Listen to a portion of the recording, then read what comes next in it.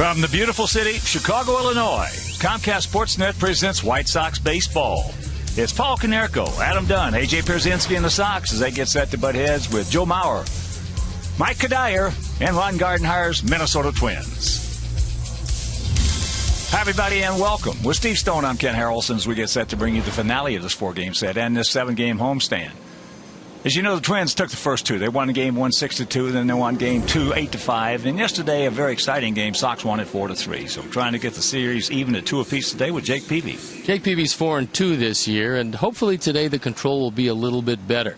That's one of the things that he started out with this year. Excellent control. Lately the control hasn't been there, but I like his chances today. It's a red-hot day at the ballpark, a great day to pitch, and a great day to get loose.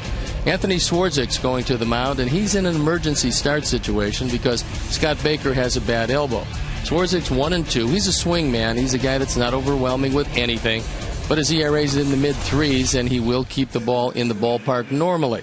So this is a game that we would dearly love to win, have a little momentum going into the All-Star break. 4.5 games in back of Cleveland. Hopefully we can put a dent into that and go into the break with a little relaxation and come out roaring. All right, sit back, relax, and strap it down. White Sox baseball coming your way.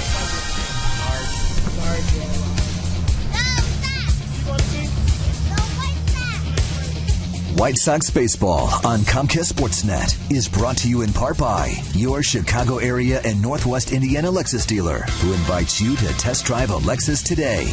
Blue Cross and Blue Shield of Illinois. 75 years being right here in Illinois means no one's closer to your wellness. Experience wellness everywhere. Subway. Every day at Subway, choose from many delicious regular footlong subs for just $5. Subway. Eat fresh. Honda. Visit your local Honda dealer today or go to shophonda.com and find great values on a new Honda.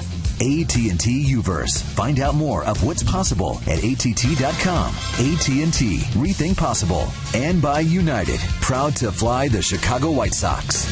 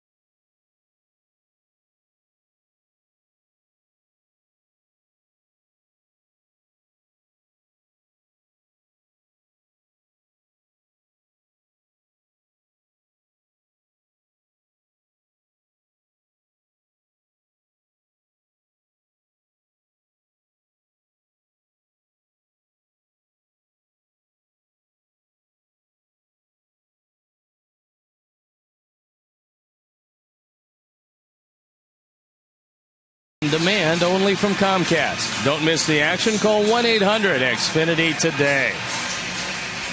It's a beautiful day for baseball. It is very warm, 90 degrees at game time. There are some clouds in the sky, and the Sox come in 4.5 games in back of Cleveland in the Central.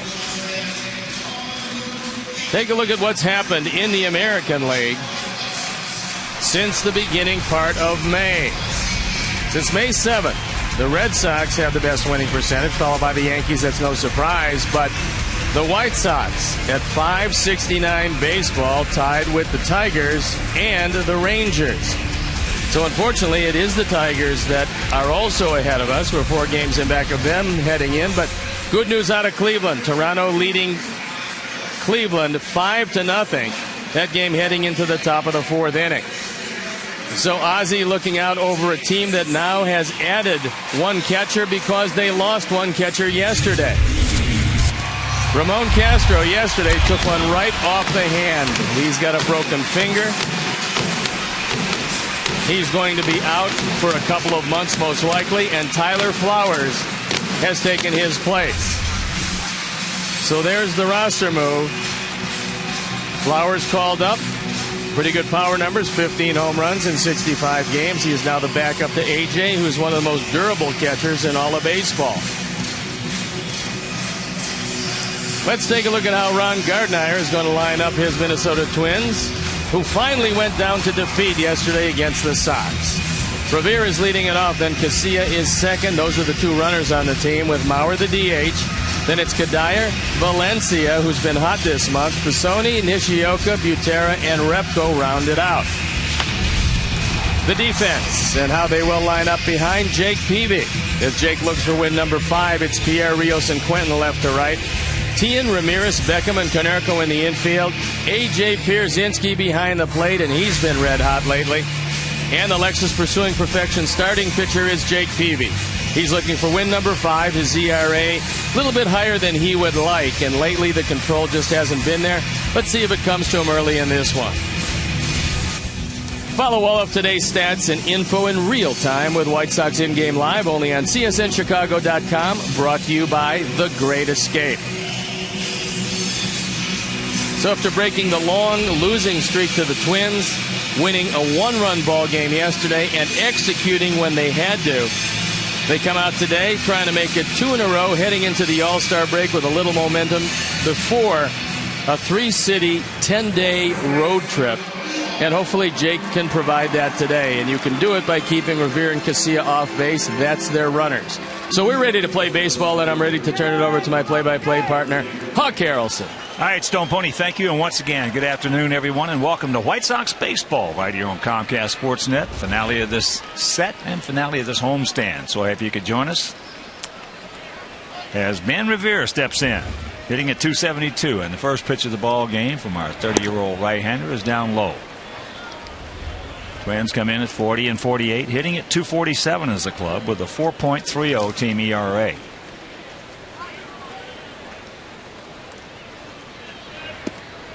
There's a strike. And the count 1-1. Revere will bunt, and I think it would serve Tian well if he moved in a little closer than even with the bag. And that's going to be a base hit to start off the ball game. So good speed aboard. He is 11 for 16 in stolen bases. This Twins team, 50 stolen bags in 70 attempts. Jake throws this one up and out over the plate. Not exactly where he wants it, to a slap hitter, and Revere takes advantage of it. So that'll bring up the switch hitting second baseman, Alexei Casilla. He's hitting at .252, a couple of homers and 18 driven in. 5 for 13 in this series. And here at US Cellular Field, 330 down the left field line, 335 down the right field line, 375 in the gaps, and 400 straightaway center. Juan Pierre is very shallow in left field over toward the line.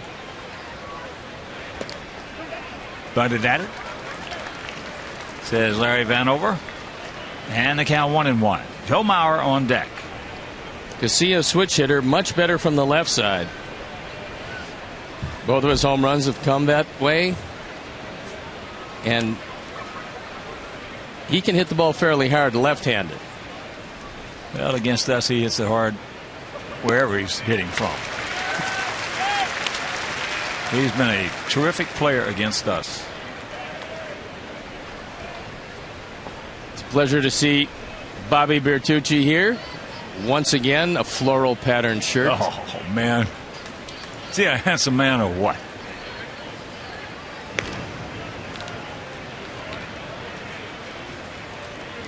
One and two the count to the 26-year-old infielder. There you see the disparity between right and left-hand hitters. Now what Jake is trying to do, and he's done a pretty good job of, although I don't think that he will completely stop Revere and Casilla, is he's holding the ball a little bit longer. He's got a quick move to first. Normally not a pickoff move, but he will vary his times in holding the baseball from the set position. Well, Revere broke it down like he was going to be off on that one. Broke it down to the right side. And that pitch is popped up. So Tien. And that's out number one. Jake threw a couple of changeups back to back to Casilla and got him. So here's Mauer hitting at 243, no homers. He's driven in 9. And he, like Casilla, is 5 for 13 in this series with a couple of RBIs.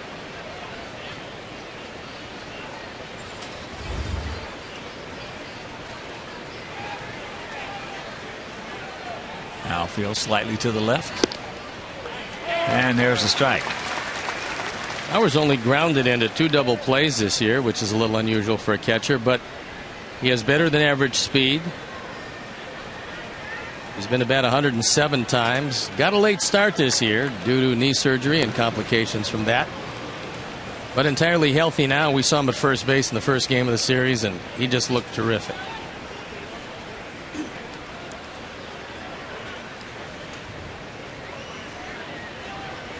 These two teams have met 7 times this year. And there's a strike. Good movement.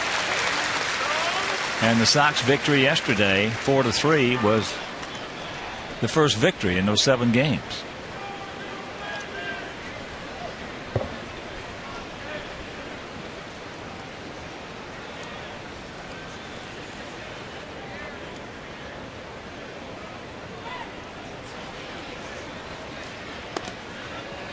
And that's inside 1-2.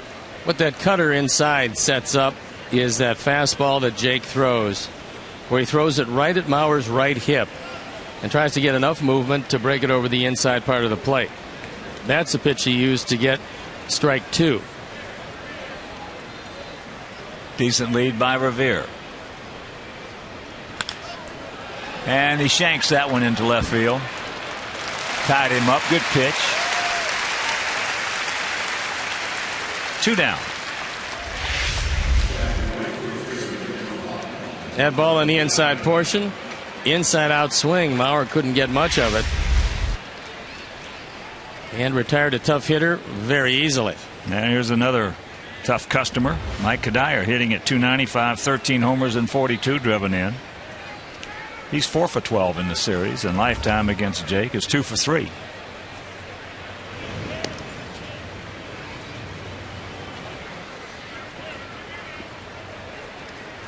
And that 5-0 Toronto lead over Cleveland. That game now in the top of the 4th inning. Thames a couple of RBIs. Patterson a couple of RBIs. Arancibia with 1.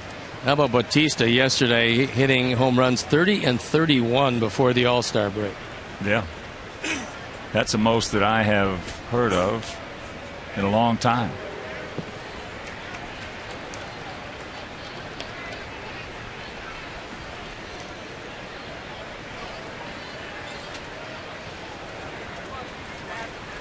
Two out. Good speed aboard. He does not go.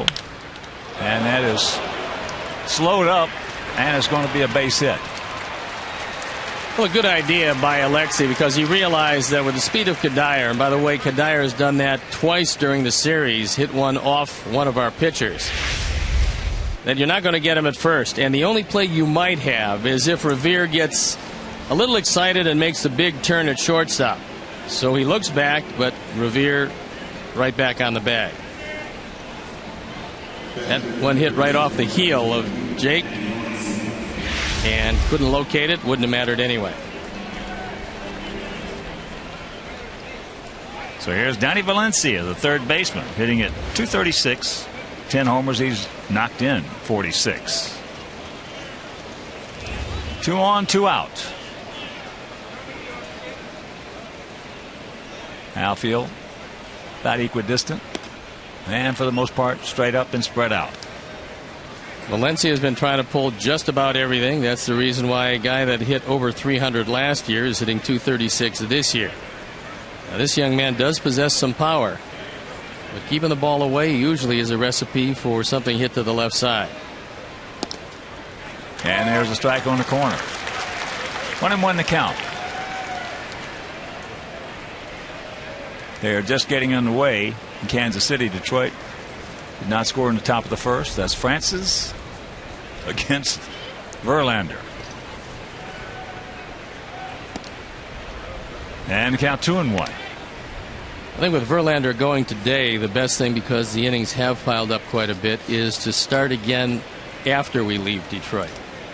He's going to be I don't think that's going to happen. First game. I don't think that's going to happen, but you know, on that Friday. Just thinking about his rest. Shot. Tian makes the catch. That's a hang wuffle for Valencia. So shots hung out against Jake here in the first, but they don't score.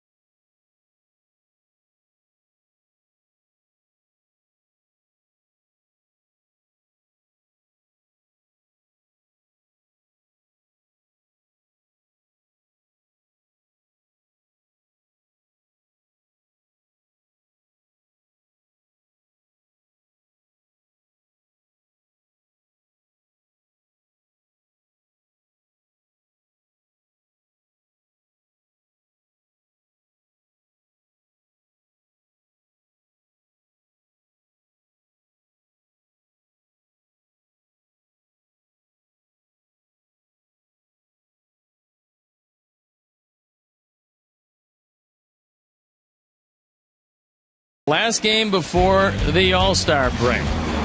Juan Pierre leading off, and it's Alexi Ramirez, the hero of yesterday's game, along with Paul Konerko, the All-Star. Adam Dunn, Carlos Quinton, another All-Star. Then it's Rios, Pierzynski, Beckham, and Tian rounding it out. The defense behind Swarzak. Left to right to Sony, Revere, and Repko. In the infield, Valencia, Nishioka, Casilla, and Kadire. Butera behind the plate. And Alexis pursuing perfection starting pitcher is Anthony Swarzak. This is the first time that he's started, the first time that he has looked at our White Sox hitters. There you see the record. Not overpowering. Has to use all 4 pitches. Will throw a cutter and a change. And it'll be interesting to see in this start, emergency, because Scott Baker's not feeling great. And before we show you our picks to click, you at home select yours. Juan hitting at .266. A homer, he's driven in 23. Corners in close. And there's the strike. Swarzak, 25 years old, 6'4", 208 pounds. Sox come in hitting at .252 as a club with a 3.84 ERA. Watch out.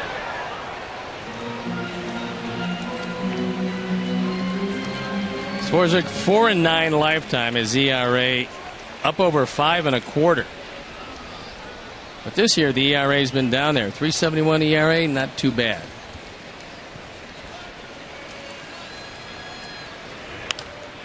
And there's another souvenir. That'll be in the LG Skyline club seats. So the count hangs at 0-2. Sox will conclude this game, have the All-Star break, crank it back up next Friday, the 15th, in Detroit. 3-game set, and then go from there to Kansas City for 3, then an off day on the 21st, and finish it off with 3, and there's a base hit. So a good way to start.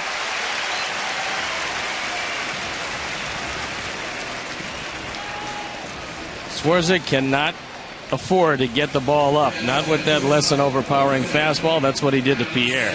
And here's Alexei. And here's what he did yesterday with AJ on second base. Revere doesn't have much of an arm. That throw is off target. AJ scores easily. Ball game.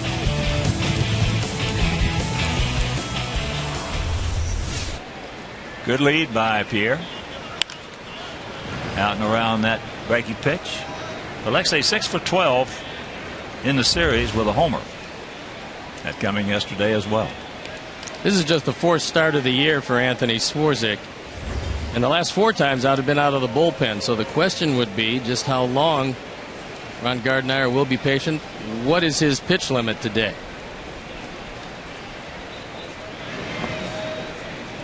A slow move on that one, if that is his good one. If it is, he's got some problems. Yeah.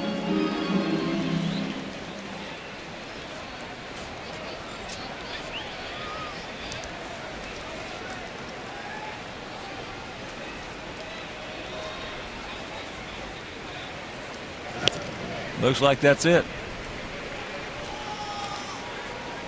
Doesn't have real quick feet.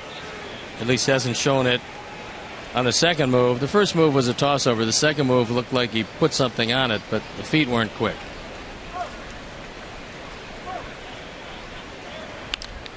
And that pitch is popped up. You see, it makes the call, has the ball, and that's out number 1. So 1 out, 1 on. Let's check out our picks to click today. Jim Angio, our director and the crew. Well, they went with Alexei. Home Pony's going to go with A.J. Pierzynski and Terry Hanley, Mike Williams, Roger Clare, all the great folks out of Bolingbrook. And we're going to go with Mark Tien.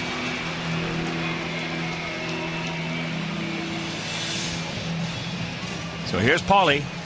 Paulie at 317. 22 homers and 66 driven in.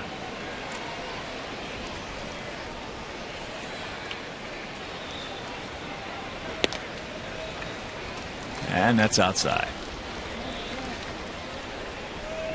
Other action shows Tampa Bay at New York.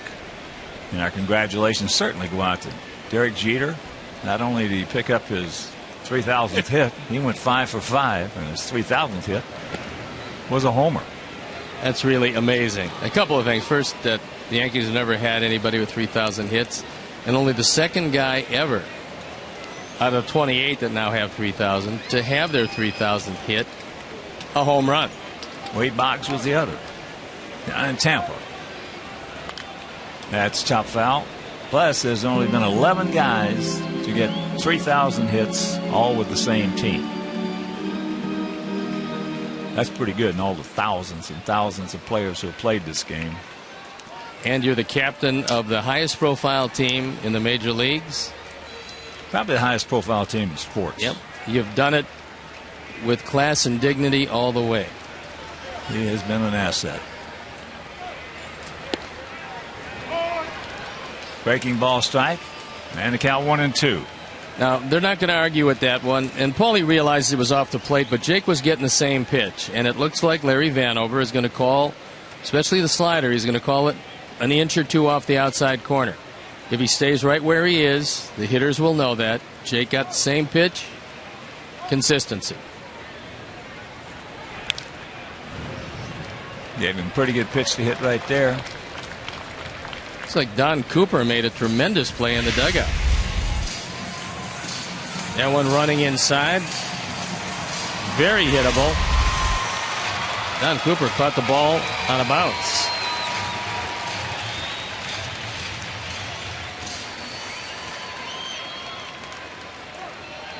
Outfield straight up, spread out for Paulie.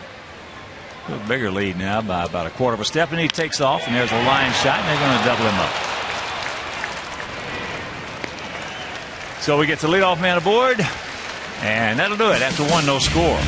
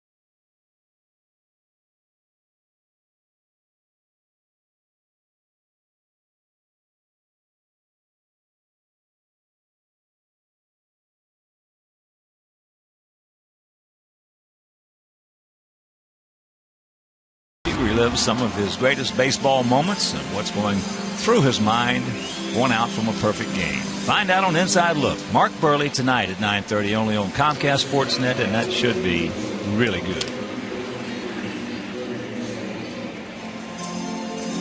Got a big section there on Kevin Hickey, certainly.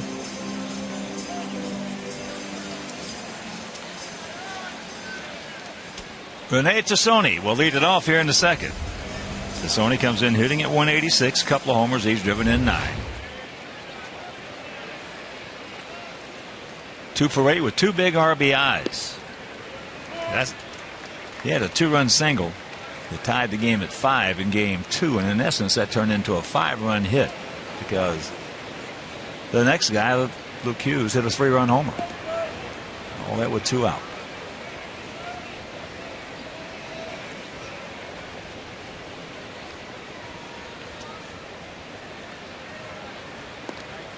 Guys, the backdoor him, misses.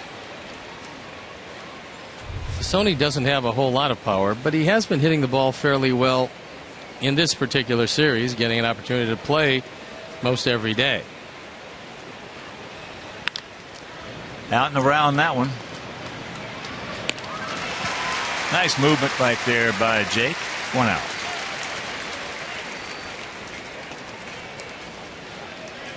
So here's Tsuyoshi Nishioka. 4 for 11 in the series. Comes in hitting at 234, no homers. He's driven in 8.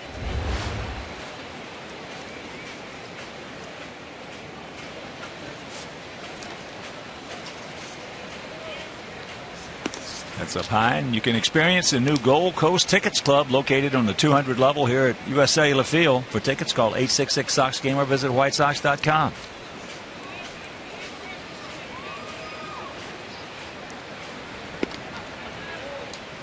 And the count 2-0. When Jake takes a little something off his fastball, it moves more, it sinks away from the left-handers, and they'll do a lot of grounding to the right side.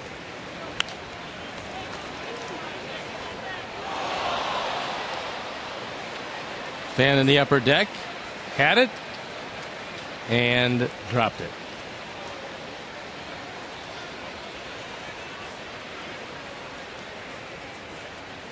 Nishioka, one of 2 switch hitters in the lineup.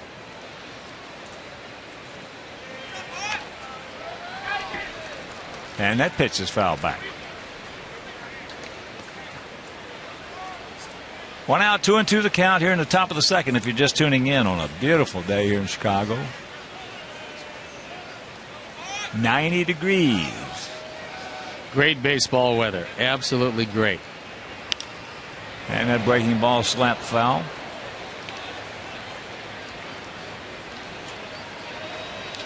The one thing you know for sure is the pitchers can get loose and stay loose.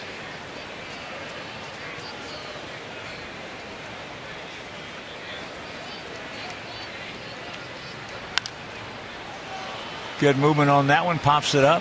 Juan Pierre, a long way to go. Makes the catch. Nice play. 2 down.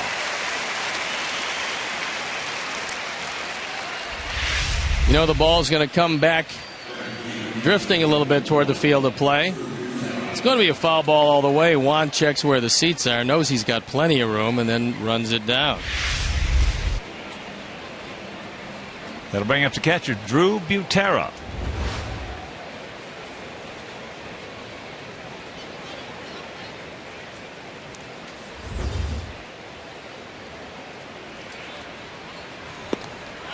First pitch right there. Butera hitting at 180. A homer, he's driven in 12.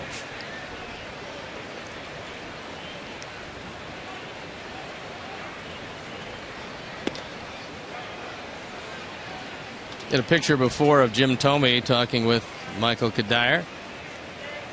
Thome getting a couple days off into the All-Star break, which will give him 5 or 6 days off. There's a strike, and the count 1-2. A couple of good guys right there.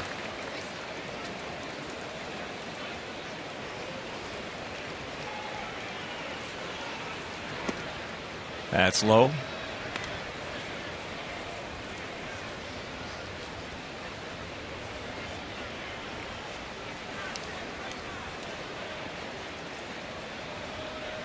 And the 2-2 pitch. Just did get a piece of it.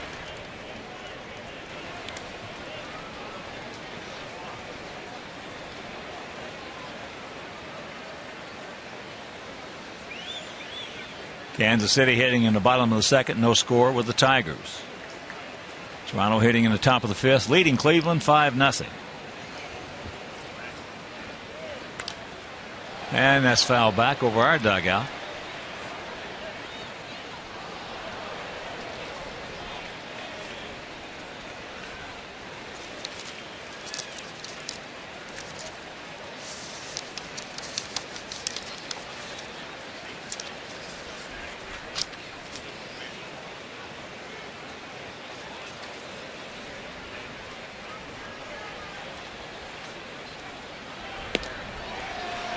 And a full count.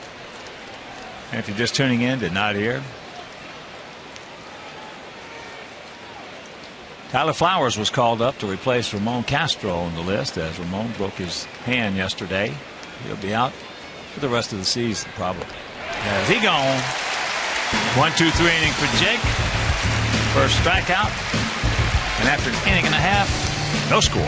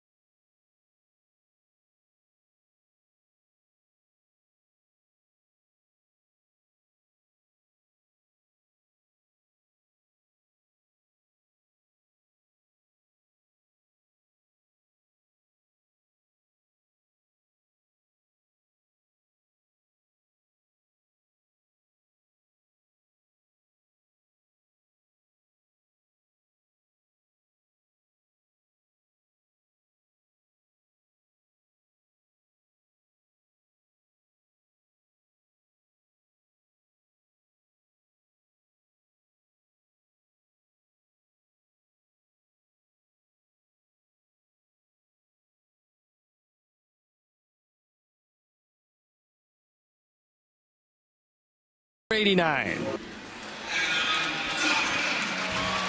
No score here in the bottom of the second inning. A beautiful day for baseball, and Jake had a 1-2-3 second. Looks like Jake is starting to get the ball over the plate. He has a little better feel than he did in the first inning, and that's good because the bottom part of this Twin lineup doesn't have a lot of thunder in it. So if they don't get it done at the top, probably not going to get it done.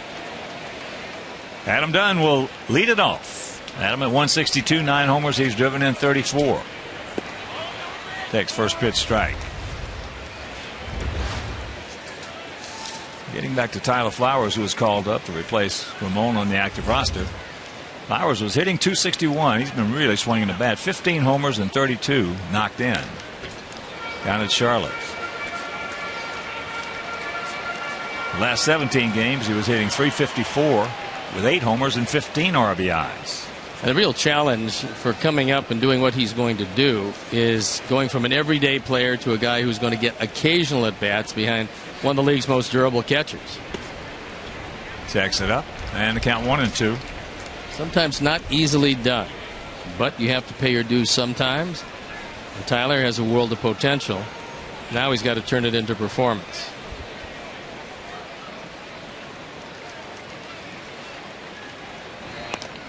Two balls, 2 strikes. Quentin on deck.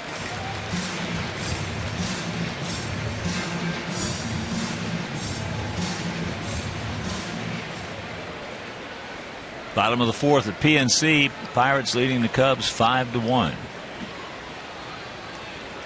Buccos are playing some ball. There's a major league pop-up. Valencia.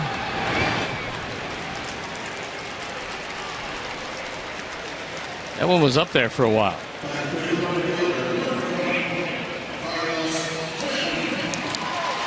So here's Quentin hitting at .254, 17 homers and 51 knocked in.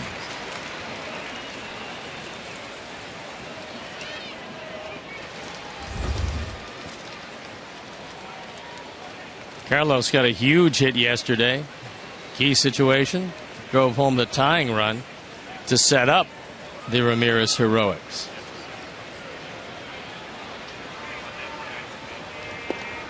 Breaking ball strike. Big double, big base hit by Pierzynski. Leading off the ninth.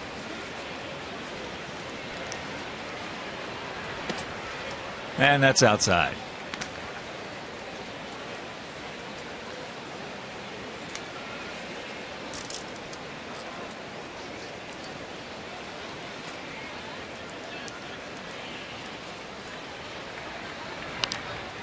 Foul straight back.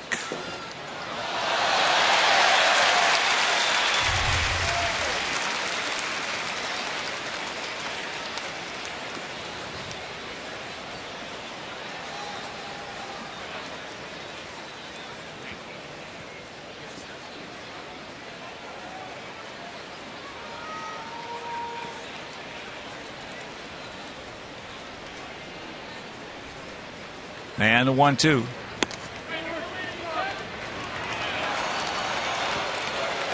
Vanover rings him up. On a pitch that was outside. I can understand on the slider maybe cutting off the front part of the plate. Now we know it's going to be a wide outside corner. That one was a fairly wide outside corner. So here's Rios. That might be the best pitch he gets in this whole thing if they sit up outside. Breaking ball, little chopper. And Nishioka, no problem. 1-2-3 inning for Schwarzik. And we'll go to the third.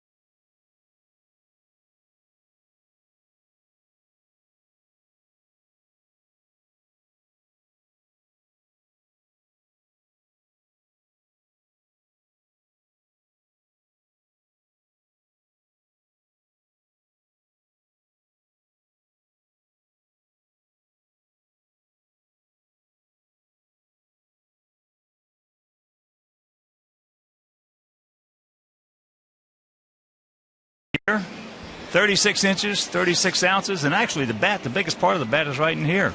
But you can tell, I mean, even the handle of the bat, Hawk, you can tell why they didn't break a lot of bats in those days. He probably didn't break a bat a year. That's a funny looking bat. I tell you, look at how the grooves are so together. You would think that back in those days they would be at least a quarter of an inch apart, but they're not. He had a lot of grooves in there. And this is from the Louisville Slugger Museum and Factory, as there is a pitch swung on and missed, 1-1 to count. We have to wear special gloves to be able to handle the bat. And this is very nice. Hi.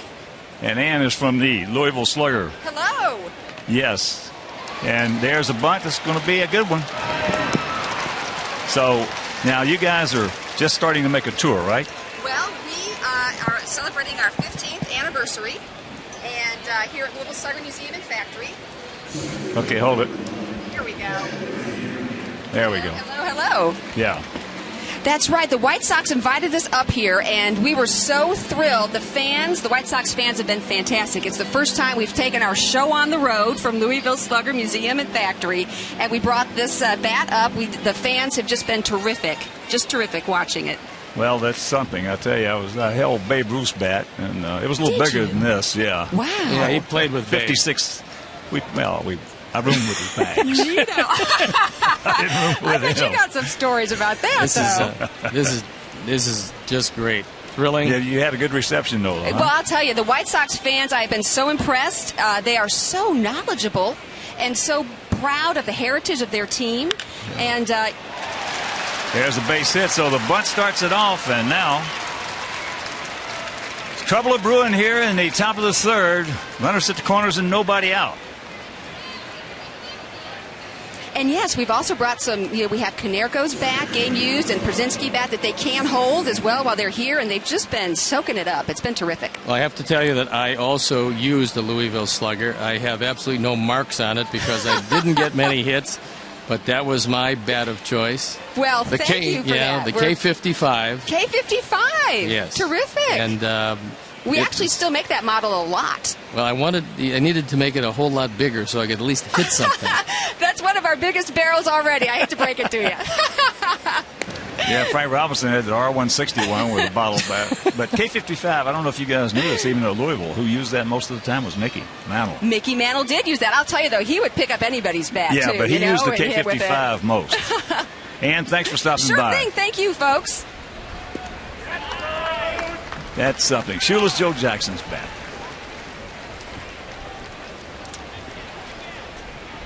So the count 0-1 to Casilla.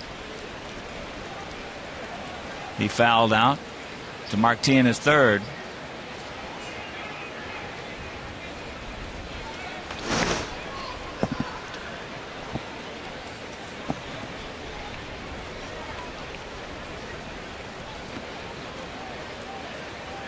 It's the first bat I've ever seen where the middle of the bat was the biggest part. And I would imagine because if you get jammed, it's coming right to your wheelhouse. And that's foul back. So the count 0-2.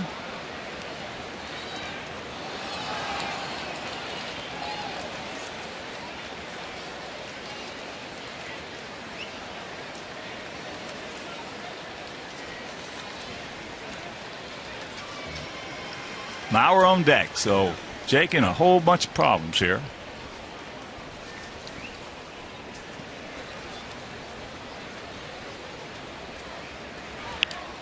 Oh, good there. Paulie. Dig out.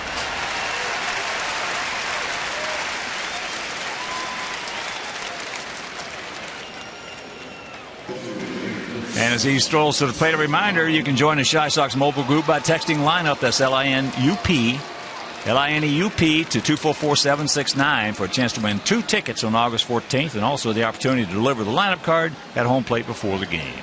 Winner must be at least 12 years of age. Well, Casilla had 5 sacrifices, 3 sacrifice flies, and failed to do anything in a key situation. Now you're still a double play away from getting out of this. There's first pitch strike. Mauer shanked one into left field, caught by Juan Pierre. Good pitch by Peavy. Yeah, the guys know at this point that Larry Vanover is going to have a large play. And knowing that ahead of time, you're going to have to go out and just get it because he's going to call it, and he's been calling it. Getaway day. And that's inside 1-1. Against right-hand pitchers, Albert Pujols at the top, Joe Mauer second. Then it's Ichiro, Helton, and Youkilis. Interesting part, the number one against right-handers, the right-hand hitter. The next three are the lefties.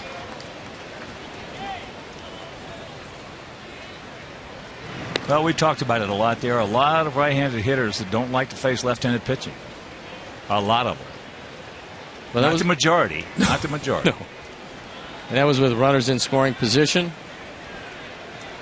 And great hitters on that list. Goes through that one. Upstairs in the count. 1-2. Mauer doesn't strike out often. About once every 5 times or so. And if this is the 5th time, Jay could really use it.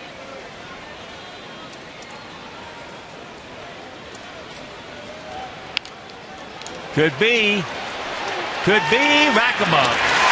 Good pitch. Ate him up inside. So he gets first and third, nobody out. Pitches out of it. And we'll go to the bottom of the 3rd.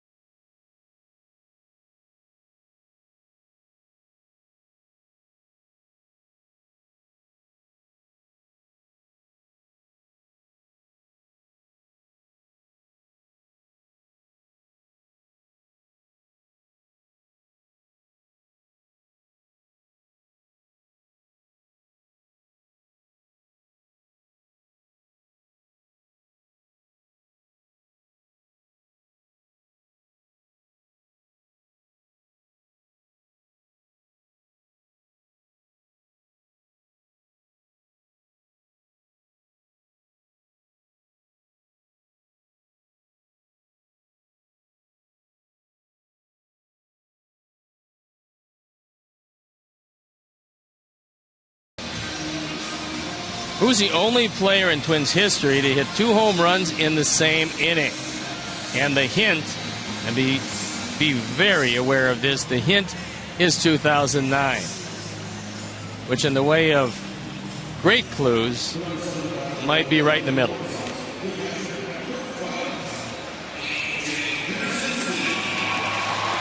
Oh, 4-0 for their guys, 0-1-0 for our guys. Juan Pierre led off the bottom of the 1st with a base hit. Since then, Swarzak has retired 5 in a row. Counting that double play.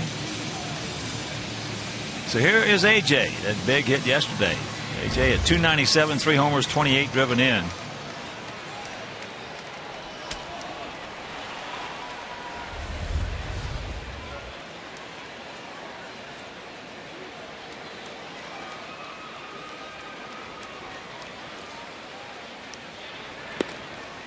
First pitch strike.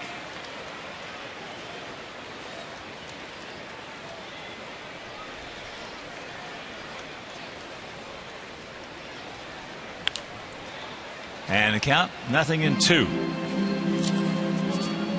Last 26 games, A.J. has been probably the hottest catcher in baseball, hitting .366, driving in 10, scoring 13. Pretty impressive last month. And he also is the hardest man in Major League Baseball to strike out.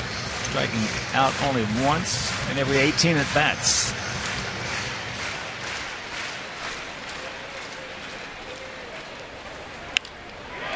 softly at one hopper. Good pitch by Swarzak. Jake did a phenomenal job of getting out of that third inning.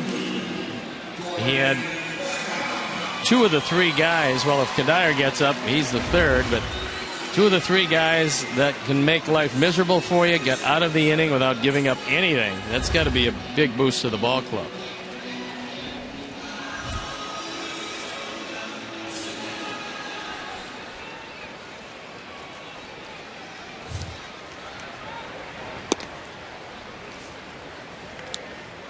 Beckham takes low ball one.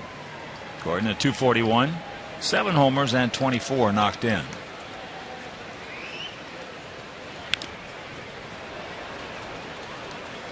That one got a piece of him.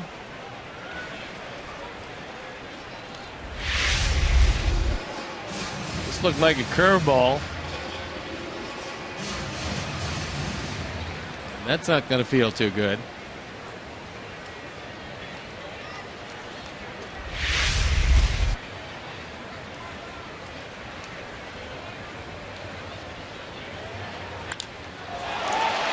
Off the fist, muscles it out there into left field, and that's out number 2.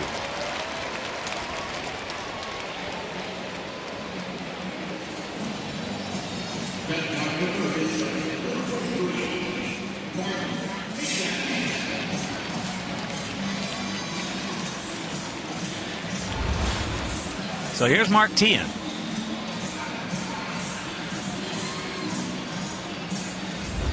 Terry Hanley, Mike Williams, and Roger Clares picked to click.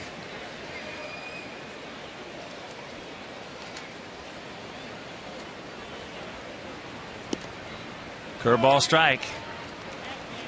Swarzak is throwing a lot of first ball curveballs. He doesn't throw too many more than that, but he gets ahead with that soft breaking ball. And the count 1-1.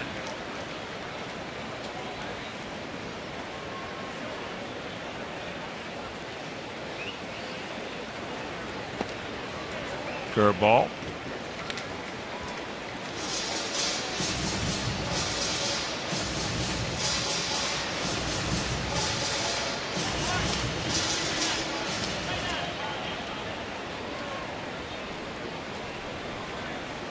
Right here, Mark. Good rip at it just underneath it. Mark is 1 for 4 in the series. That was a 2-run homer. Those were the only runs we got in game 2.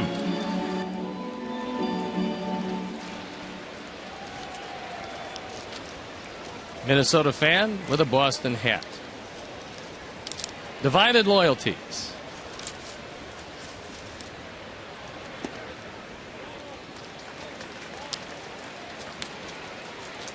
Full count to 10.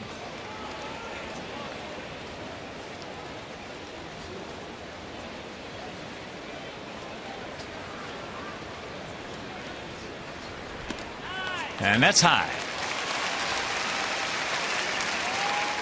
Getting me over breaking ball. A little too high for Mark. So the walk first base on balls issued in this game. And here's one. He lined the single to right field.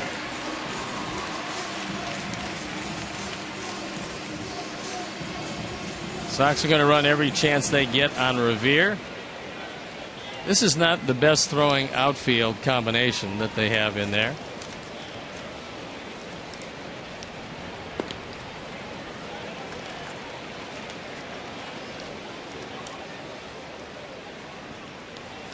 Juan's another guy in the last couple of weeks that has been hitting the ball well.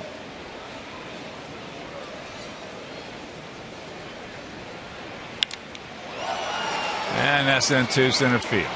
Rivera's there, makes the catch, and that'll retire the side. We've completed 3. Nobody scored a run.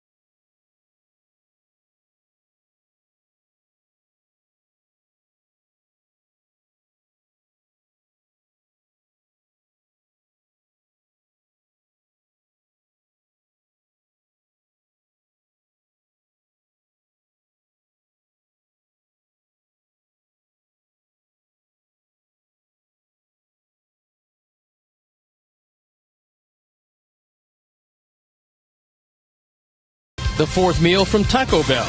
Open 1 a.m. or later. No score here in the top of the fourth inning. It'll be Kadire, Valencia, and Tassoni. Just tuning in. Last inning, they had men on first and third, nobody out. Casilla popped up to Konerko, and Maurer was jammed on a terrific pitch by Peavy. Hit into a 4-6-3 double play. And also Toronto leading Cleveland 7-0 now. That game in the top of the sixth inning. First ball, Hunting pops it up. Beckham. One pitch, one out.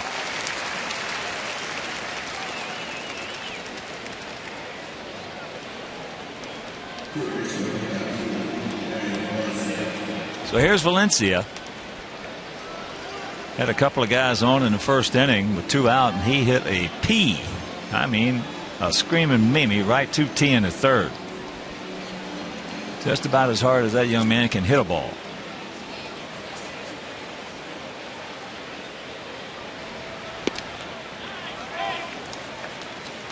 Oh, 1 to count.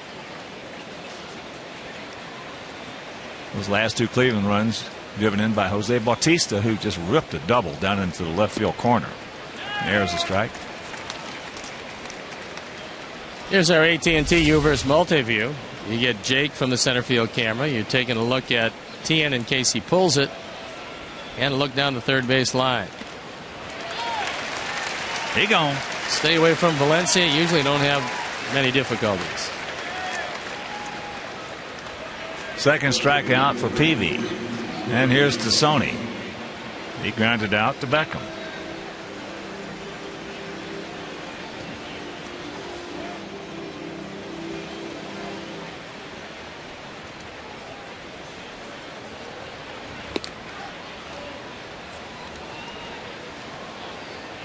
Showed bunt. Pulled Martin in at third. But he goes back to his regular position.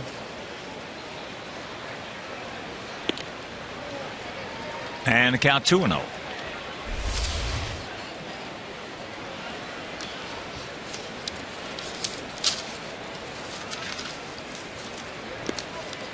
And there's a strike. And Bacardi at the Park. White Sox new restaurant and bar is open, offering a full menu from Gibson's Restaurant Group. Bacardi at the Park. It's a place to meet and watch all the action on over 70 flat screen HD TVs, and it's right across the street from US Cellular Field. 3-1 to count. If Jake throws a fastball here, he usually takes a little something off. With the hitter guessing fastball, he finds a lot of them out front of him.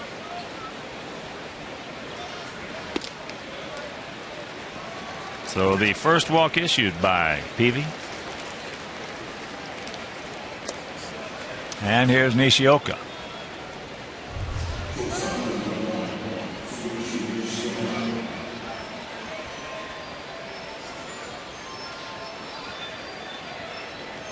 He fouled out to Juan Pierre in left field. One had a long way to go, and he got there.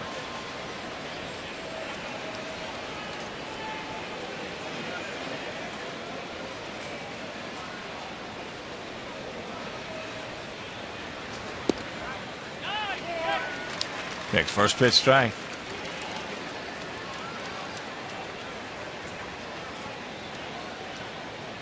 Yankees leading Tampa Bay 1-0. Rays hitting in the top of the eighth inning. That's Sabathia against Shields. A couple of good ones right there. Well, things haven't gone all that well lately. Tampa Bay just 5-5 in their last 10. But the fact that they're still hanging 5 games in back of Boston in that race after all of their losses in the offseason is a testament to that organization. And to that manager. Well, there's no doubt Madden is one of the best. That organization has been good for a while as far as their draft picks and development. But when you lose your whole bullpen, as well as Carlos Pena and Carl Crawford, it's a big loss.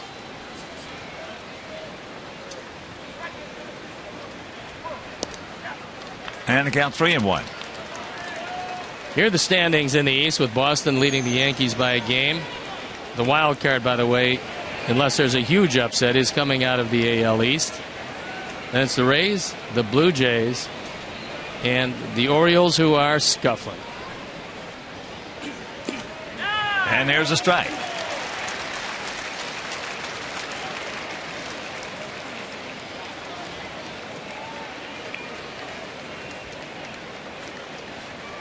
Detroit leading Kansas City 1-0. Tigers hitting in the top of the fourth.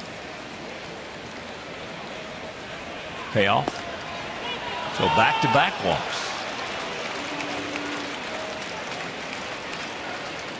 Well, the problem with, even if Jake gets out of this inning and does not give up a run, the problem is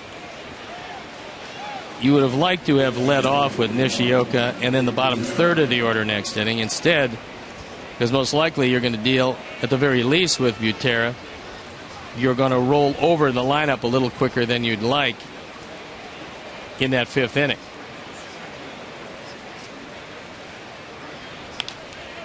That breaking ball slapped foul. A nice catch by one of the fans who did not bring his glove.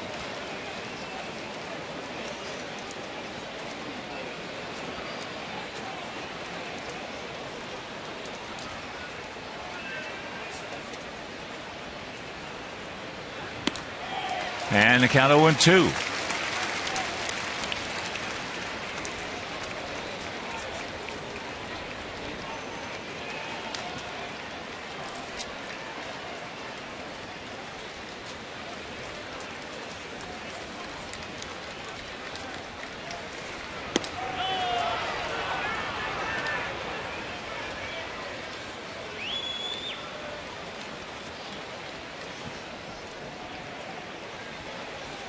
And today down at Charlotte, Johnny Danks went 3 innings, giving up 4 hits, 2 runs, 2 home runs.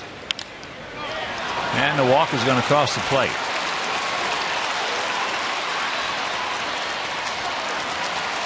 So he had 2 out, nobody on, 2 walks. Base hit by Butera. It's 1-0 Minnesota.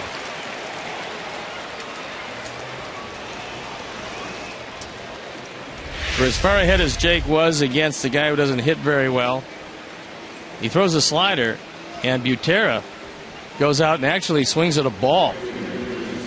It's not a bad fact. It's a good pitch. He just happened to hit it into center field and drives home run number 13.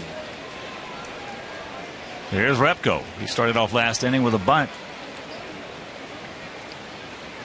A bunt single.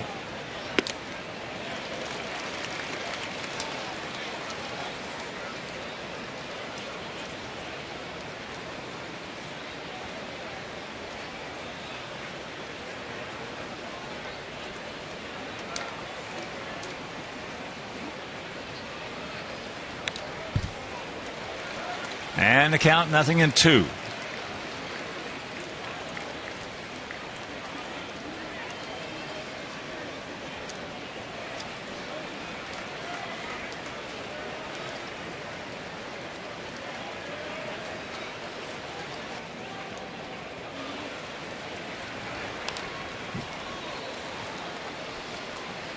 Yeah, these are the kind of runs that really hurt you. You get Kadire to pop up on one pitch. Valencia had a bad at bat, struck out.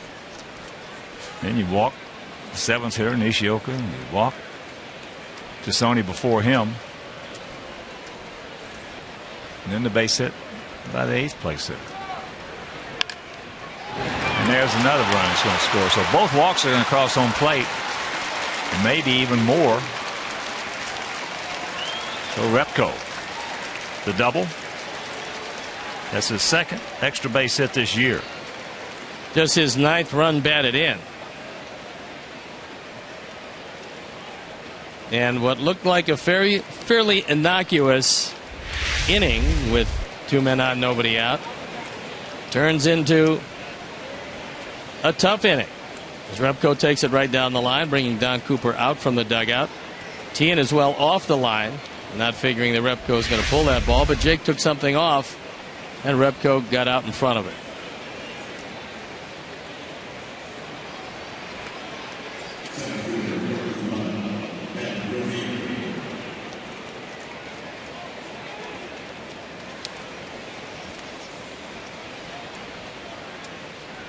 So this turns out to be a big out right here. Kavir is 2 for 2. If he gets a hit right here, and one, he'll get there. 2 out, nobody on, 2 walks. They score and they lead it 2-0.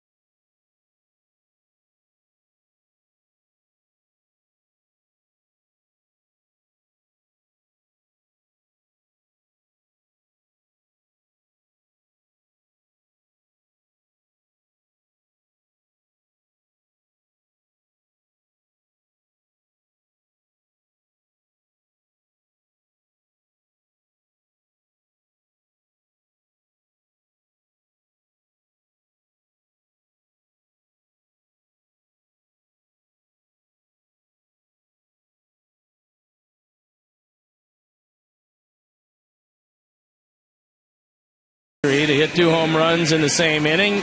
The AT&T trivia question and the hint. Michael Kadire back on the 9th of August in the 7th inning. Michael Kadire, same inning, our AT&T trivia answer. Not surprising with Kadire because he's been a good player for a long, long time. And we trail it 2-0 after 2 out, nobody on, a couple of walks, a single by Butera, a double on a changeup to Repko.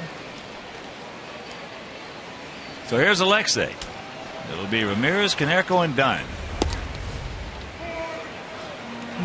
He takes first pitch strike.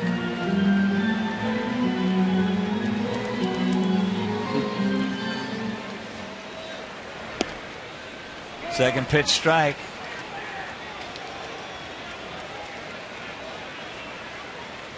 Oh, and 2 the count.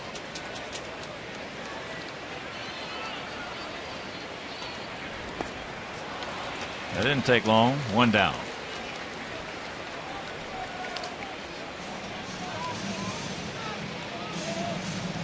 Second strikeout for Anthony Swarzak.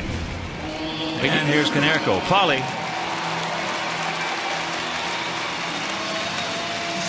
Hit a line drive right to the shortstop with Juan Pierre, who was on the move, into a double play. Swarzak gave up a leadoff single to Juan Pierre, and that's been it.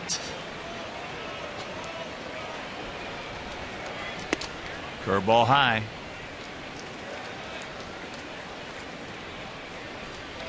Two 6-0 for them. 0-1-0 for us.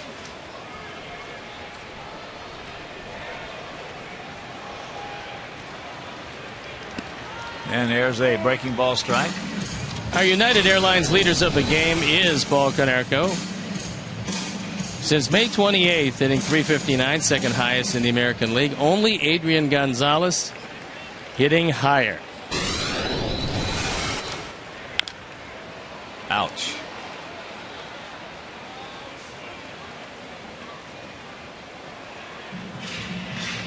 Another surprising stat on Gonzalez is he's leading the league and hitting into double plays. Well, he can't run and he hits the ball hard, and that's a bad combination. Torrey Hunter second. I can understand that. You can understand that, is right. But also with Gonzalez, he comes to bat a lot with a pitcher in the stretch because they got some guys in front of him that get on base a lot. It's tough to do. You don't want to do that. Lead the league in hitting into double plays. But on the other side of the page, You got a guy in the Hall of Fame from a team you played with that used to ground into a ton of them. yes, Jim Rice. he led the league almost every year. Every year. Almost every year. But when he wasn't doing that, he was hitting the ball over or against the wall. Some of those double plays, you can't believe how hard they were hit. Is that breaking ball? How to play right side. He could handcuff infielders. Well, I believe it, but very few times did I keep him in the infield, so I was worried about him handcuffing the outfielders. Like Bautista did in Toronto. With the Rios in With center. Rios in center. Yeah. Oh, a line shot single.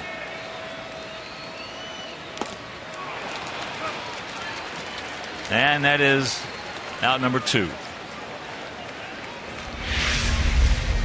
Swarzak is changing speeds. That was a changeup. He's got a 92-mile-an-hour fastball, which is less than overpowering, and yet he's proven very difficult here because his control has been good. He's spotting everything, and last year didn't make it at all to the Twins. Well, he's giving a Philip Umber-like performance. He's spotting his fastball and getting the curveball over.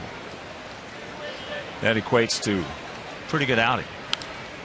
That's foul back in the count 0-2. Plus, he's throwing first pitch strike, as Umber does. Last year at Rochester, 5-12, ERA 6.21, 143 hits and 111 innings. That doesn't appear to be the guy that's on the mound today. No.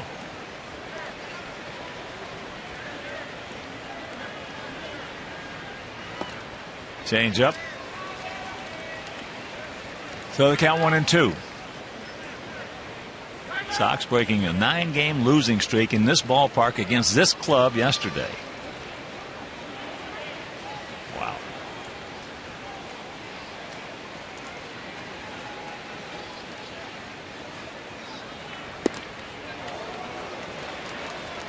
Close.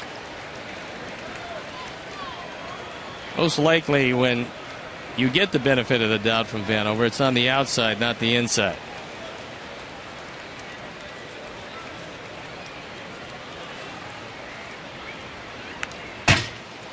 Jazz got a piece of it. Top of the 7th in Pittsburgh. Pirates leading the Cubs 6-1. Paul Maholm going to mount for the Pirates, and despite his record at 5-9, he's one of the best pitchers in the National League. If they put him on the market, they'd be lined up down the block. So he strikes out Ramirez, Konerko, and Dunn, and Schwartz leads it 2-0.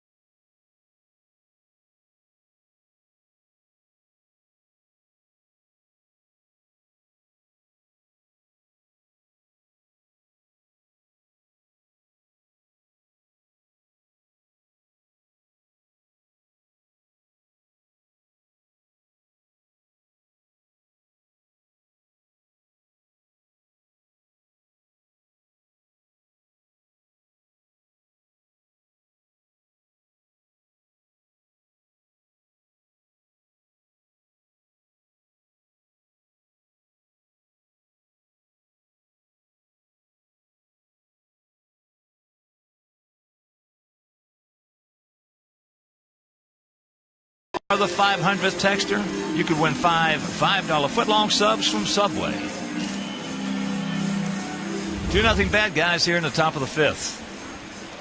It'll be Casilla, Mauer, and Kadire to face Jake Peavy. First pitch strike, who Jake last inning had not walked anybody up until 2 outs, nobody on. He walked Tassoni, he walked Nishioka, and both of them came around to score. He did go. And the count 0-2.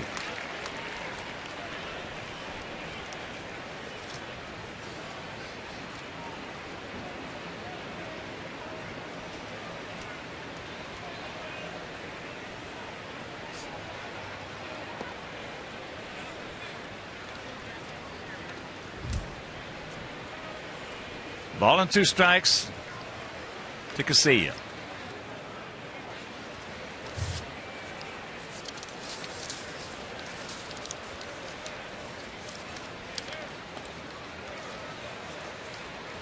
2-2.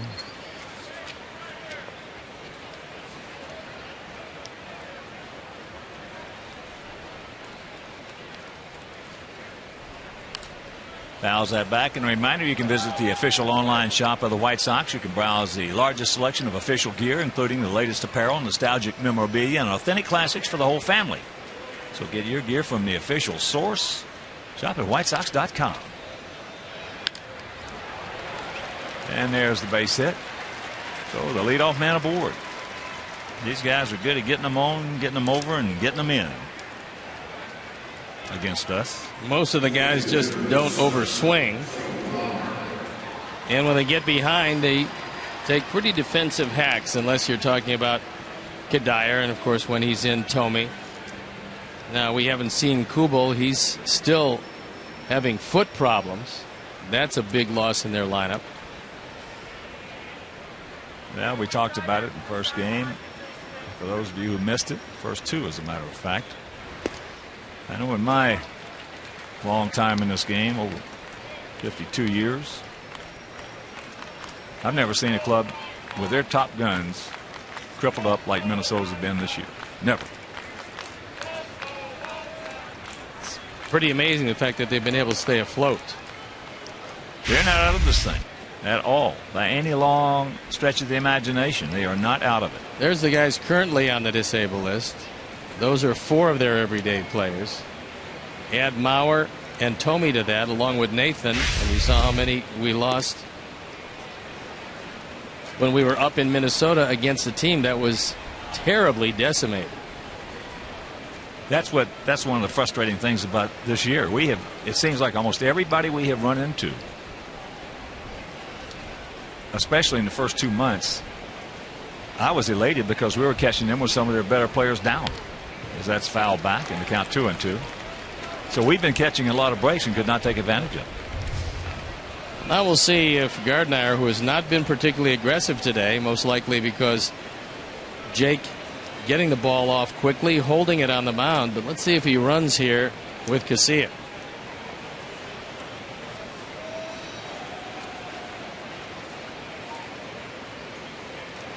He goes and fouls it back. Casilla, one of the big stealers on this club. 13 for 16. That's pretty good percentage. The top 2 guys are the guys you normally have to worry about. However, that being said, they got it done with the bottom part of the order last inning because of a couple of walks.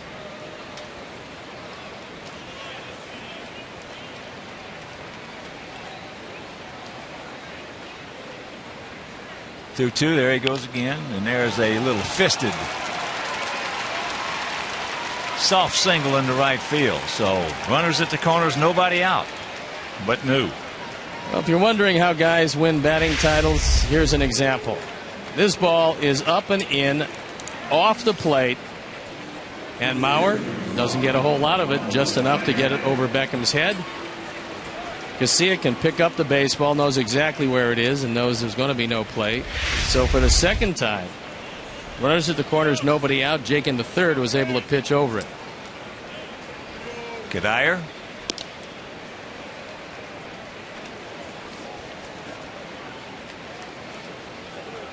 Had an infield single and a pop up to second.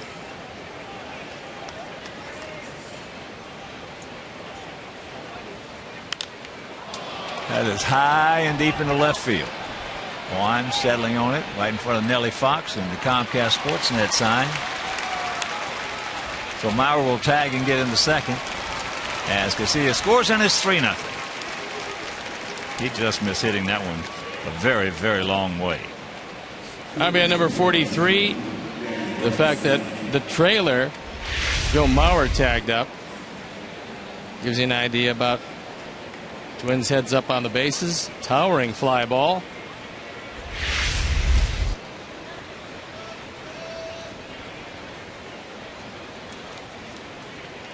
So here's Valencia 0 for 2.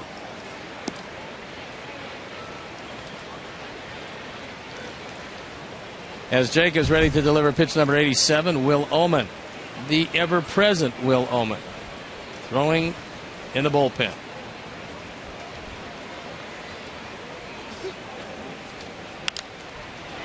That's softly hit in the center field, and that's going to fall for a base hit. So Maurer reading it perfectly. That's a real bad. There's a bad throw. It's a terrible throw because of the angle of it. Maurer wasn't going to go. All you have to do is hit Konerko with the throw. You keep the double play in order. When he airmails Konerko, Valencia on a heads-up play, reading the angle of the throw. He goes into second.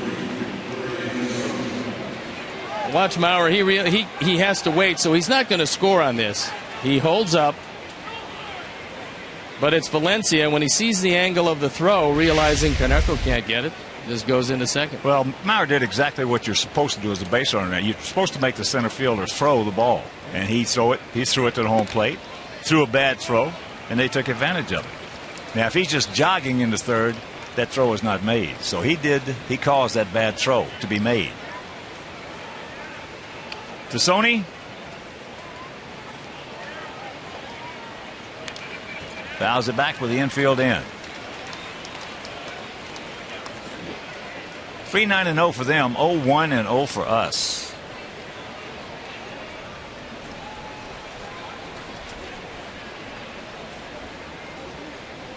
They do all the little things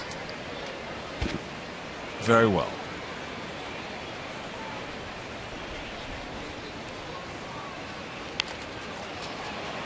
And there he just pokes that one into left field. So now Maurer is going to score and Valencia into third. Now the difference on that is if the throw doesn't airmail Konerko, the infield is back. And you might not have a shot at a double play, but it's going to be hit right at Ramirez. Now with the infield in, no angle for the ground ball. That's going to be it for Jake.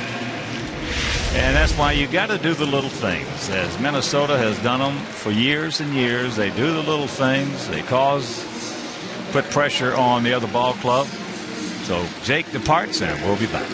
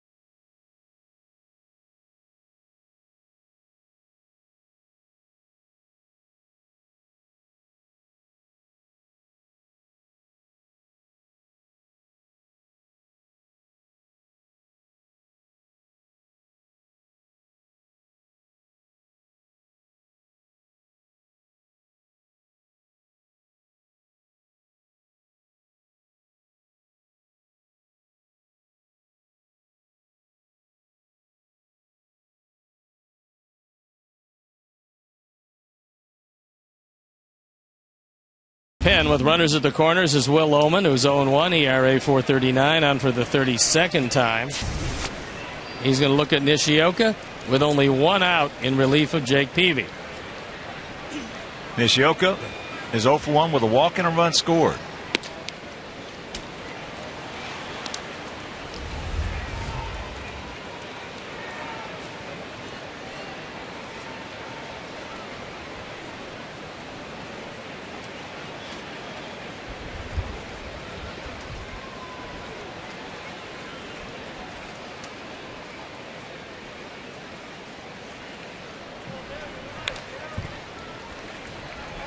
And that is 1-1.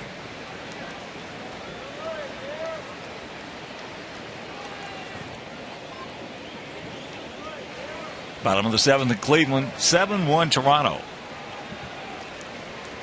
Top of the 6th in Kansas City, 1-0 Detroit.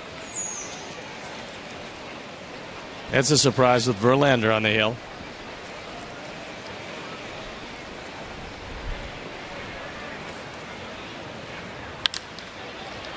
And there's a nice stop and a pick. Now they go to second, and they get it. Heads up play by Paulie. But the run will count as they score 3 this inning. We're halfway home, trailing 5-0.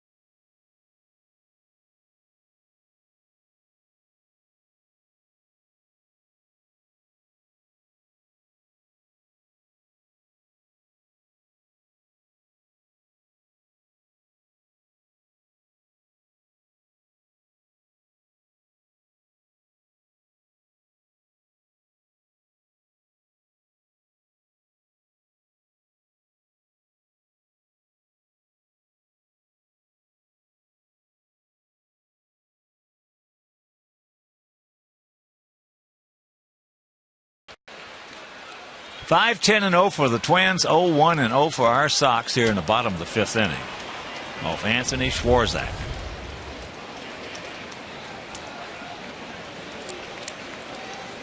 So it'll be Quentin Rios and Pierzynski.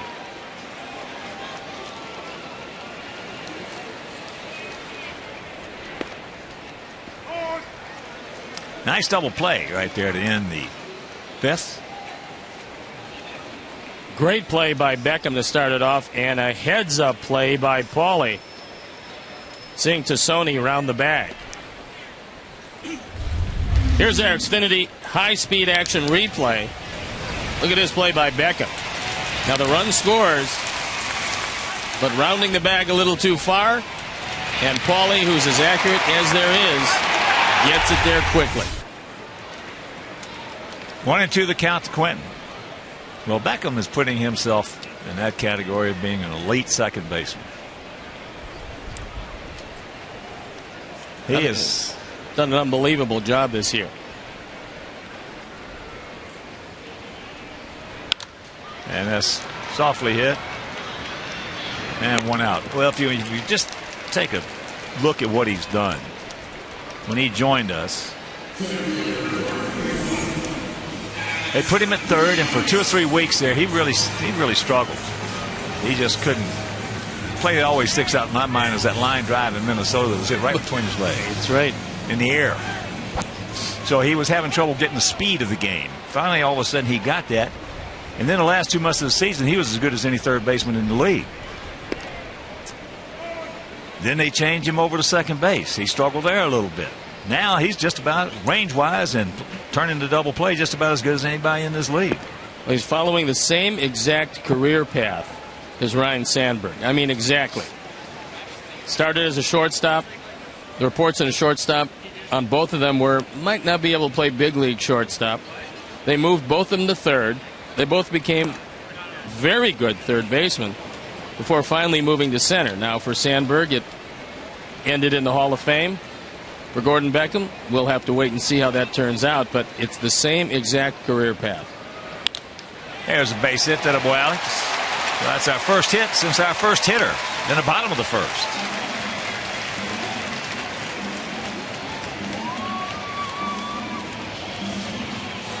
And that'll bring up A.J. He grounded out to second. And Beckham has really just been impressive. But one error, he's playing his 83rd game. And it's not like he doesn't have the great range, because he does. He's got a shortstop's or third baseman's arm at second. That always holds him in good stead. I like the fact that he hangs in there, gets the throw off regardless of the contact coming. He never shies from contact. I'll tell you who he reminds me a lot of, only he's got a lot more range. He reminds me of Bobby Grich. Bobby had a big arm for second base. Yes, he could get it, turn it over there. And Gordon's going to hit. There's no question in my mind he's going to hit. And when he does, then he's an all-star. Well, when he starts hitting, and I know that it's not supposed to be tied together, but when he starts hitting, then he wins a Gold Glove at second base. It is tied together, as we all know. And Robbie Cano might be one of those examples. Well, Robbie Cano is a great player. Terrific. Great player. That ball in the left, get over his head. Left goes back, makes the catch, and that is out number 2. But Gordon, he's got everything it takes to be an all-star.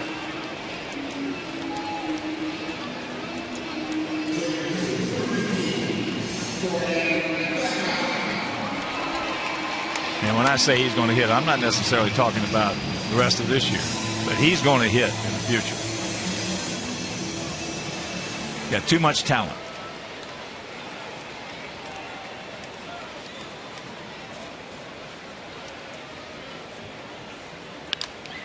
That breaking ball hit deep into right field. Back on the track, right in front of Jackie Robinson. Makes the catch. And that'll retire the side. We'll go to the 6th, trailing 5-0.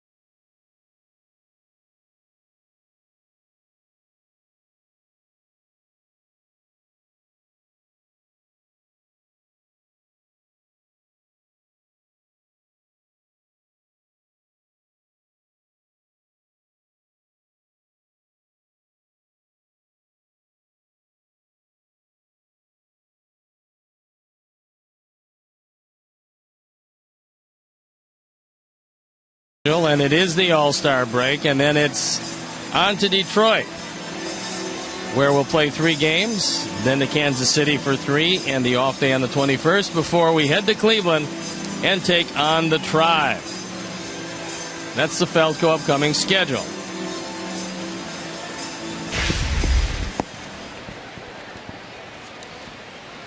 It'll be Butera, Repko, then back to the top of the order with Ben Revere.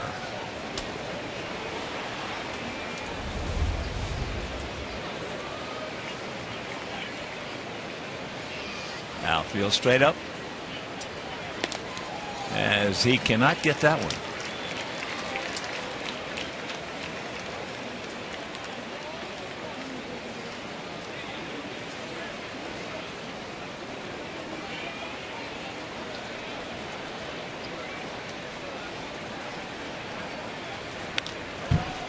And the count 0-2.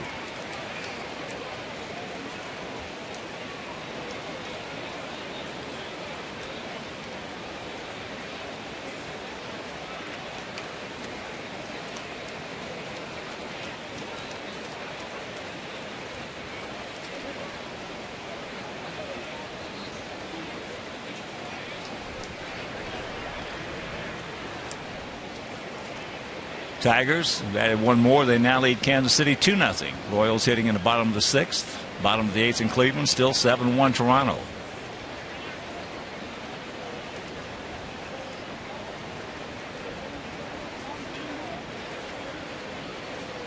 And that's the final from the Bronx. Yankees shut out Tampa Bay 1-0. He gone.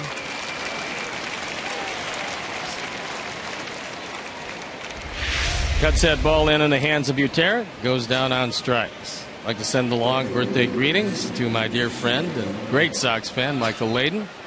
Congratulations on losing the 50 pounds. Somebody stole his cigar collection. And I want to send out a big White Sox shout out to Margie Bauer, who's been a Sox fan for 80 years. She is a huge Sox fan. There's a young man, has his glove. He's ready to go just in case anything comes. He's prepared. And you have to be prepared. 1-0 pitch to Repko, who's 2 for 2 with an RBI.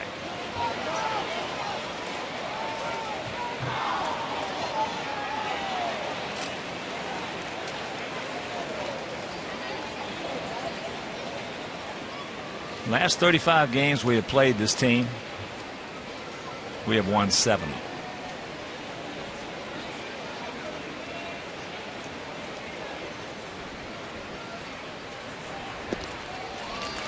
And the count 1-2. Ron Gardner against the White Sox, 98 and 76. But lately, it's been terribly one-sided. That's a fair ball. Nice play. Paulie had himself an easy pick right there. So 2 out. And checking some other scores for you. Phillies leading Atlanta 4-1. Bottom of the 7th at Citizens Bank Ballpark. Bottom of the 8th in Florida 5-4. Marlins over Houston. Bottom of the 5th at Fenway. Carmine's leading Baltimore 7-6. Top of the 8th in Pittsburgh 6-1 Pirates over the Cubs. Bottom of the 8th in Washington. Nasty Nats shutting out Colorado 1-0. Top of the 6th in Milwaukee 3-2 Cincinnati. As here is Revere. Good strike. Bottom of the 5th in St. Louis. Cardinals 4, D-backs 2. Just getting underway. Seattle at the Big A in Anaheim. And top of the 3rd down in Texas, no score as they host Oakland. Good strike. Couple later on games. Padres taking on the Dodgers in LA, and tonight Mets against the Giants at AT&T. Dodgers got 1 hit last night. And they won the game 1-0. It was 2 outs in the 9th inning. Nice inning by Ullman. 1-2-3, but we trail it 5-0.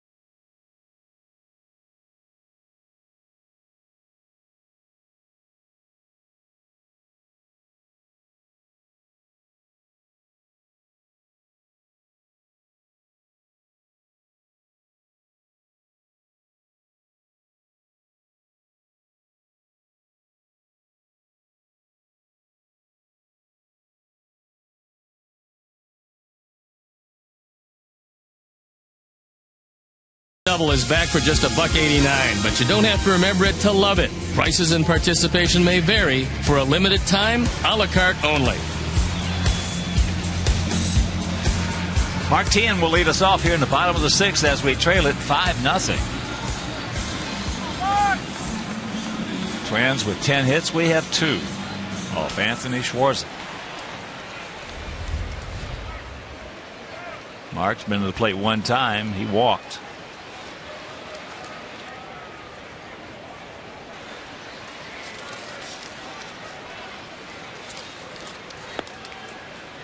And that's up high.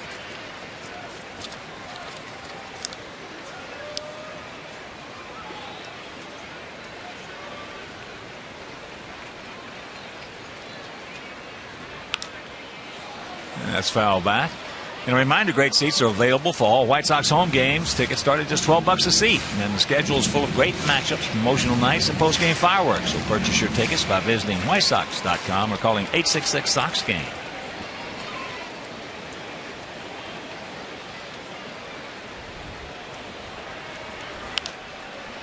A little tardy on that 92-mile-an-hour fastball.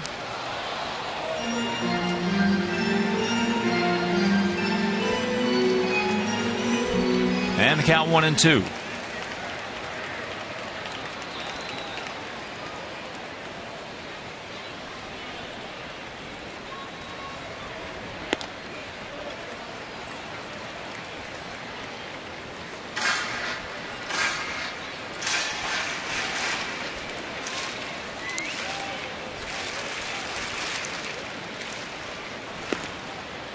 It's full.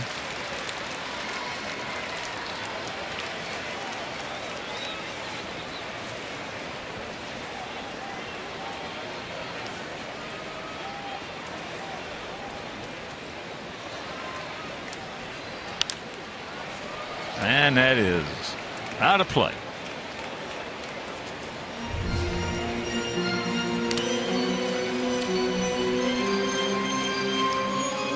Twins took the opener 6-2 behind Carl Pavano. They took game 2 8-5 behind Nick Blackburn. And yesterday, big base hit by AJ, and he scored on a big hit by Alexei. Sox won it 4-3. As that's popped up, Butera.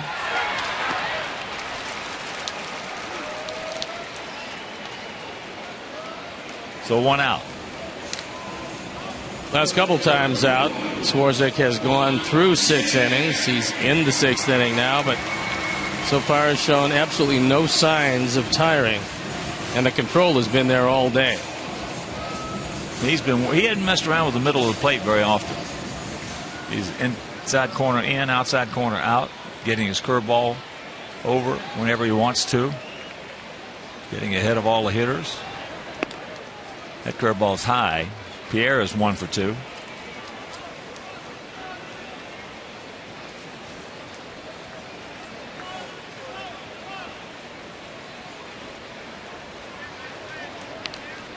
There's a bunt. That's a good one. That's a good one.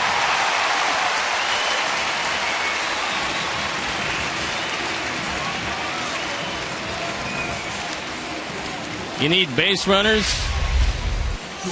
For some reason, Valencia is not in all that close. And once this ball stays fair, you know it's going to roll back toward the field of play. And no chance at all for Danny Valencia. So there's a base runner.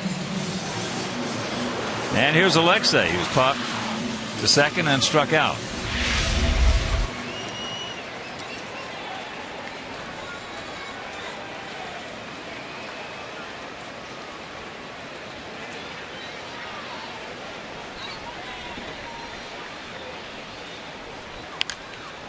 Curveball, good pitch to hit, a little too quick, fouls it left side.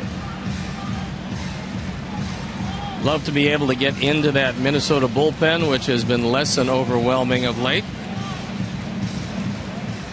But to do that, you've got to get past Swarzak, who's got a 5-run lead.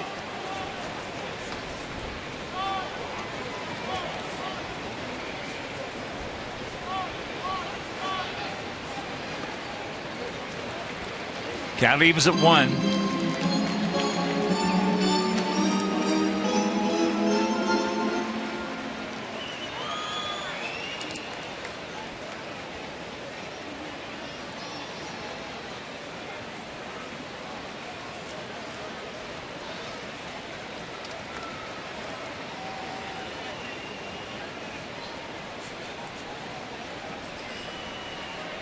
Outfield.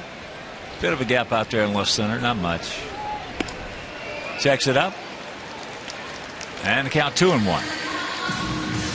Paulie on deck, done in the hole.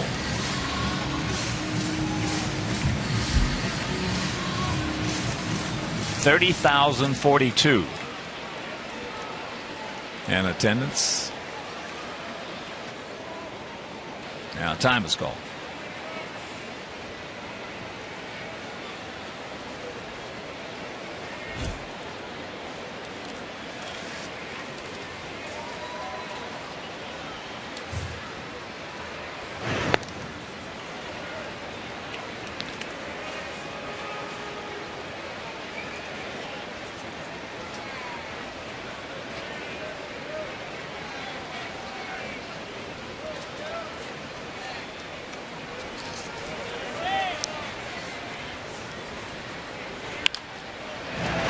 Nishioka with a good stop.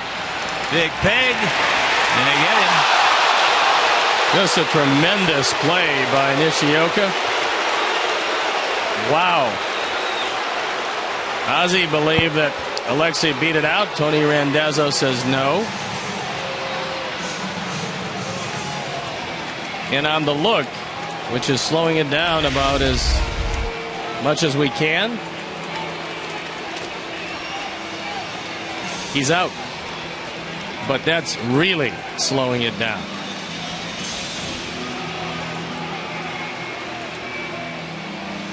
So a beautiful play by Nishioka. I thought he was out from up here. Looked like it to me. Yep. So here is Paulie. Paulie is lined hard into a 6-3 double play and struck out.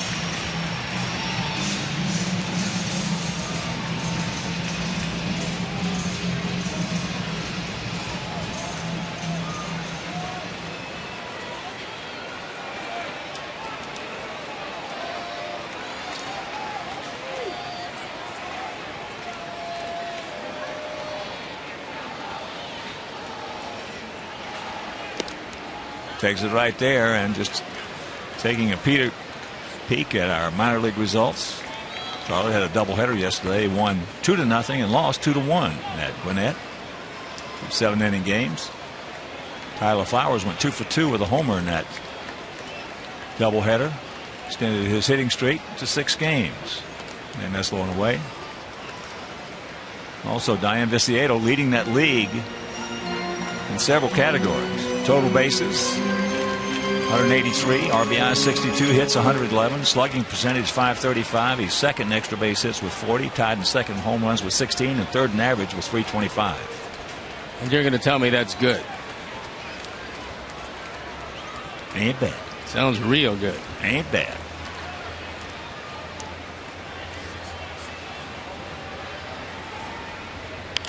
And that's a tough foul. Yeah, that's, for the most part, dominating the league. Those numbers.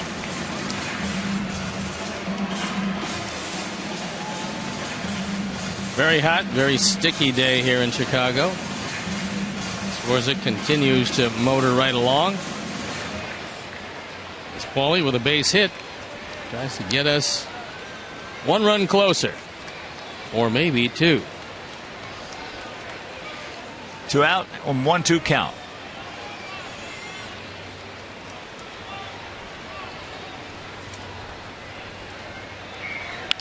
Curveball, and there's a base hit. And here comes the run. So Paulie's going to pick up RBI number 67.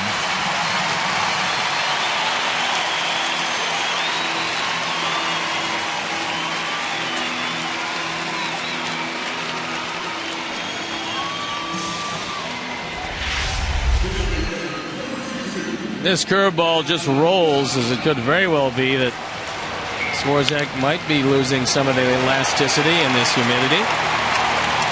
Only the 4th single, but it's now a 4-run game. And here's Adam. He's 0 for 2. He's popped up to third and struck out.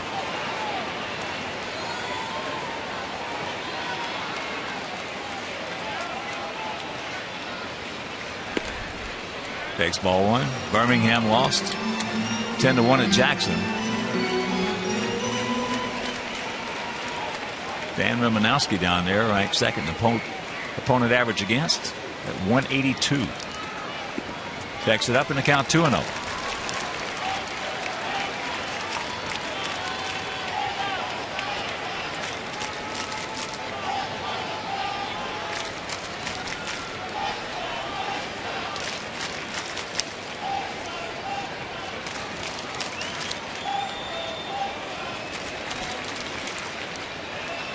Come on, Adam. We need you, buddy.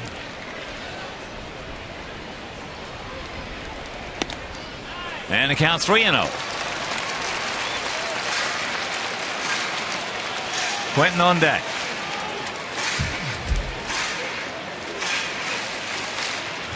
I would expect to see Rick Anderson out here if Swarzak does not get done.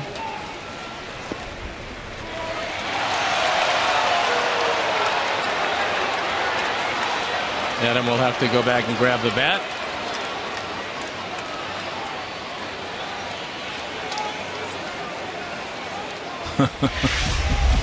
Watch where the 4 appears.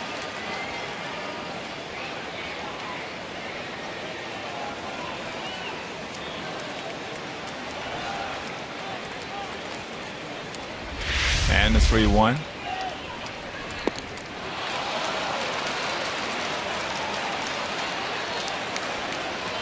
That's terrible. That's all you can say for that. That's just terrible. That's brutal.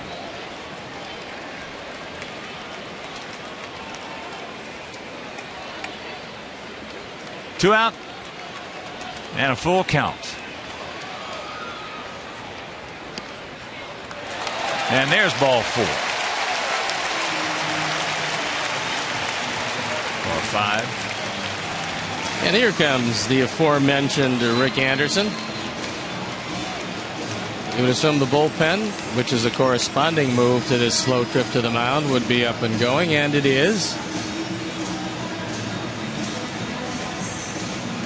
Got 2 of them up.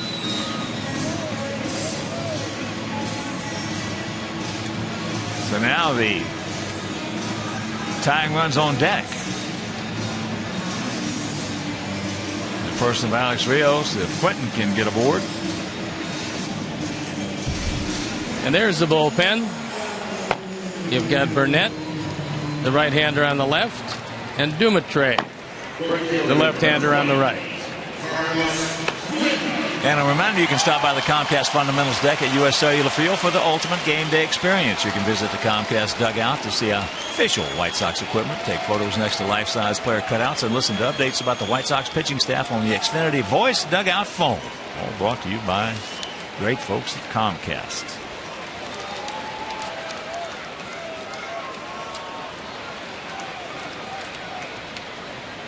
Two on, two out.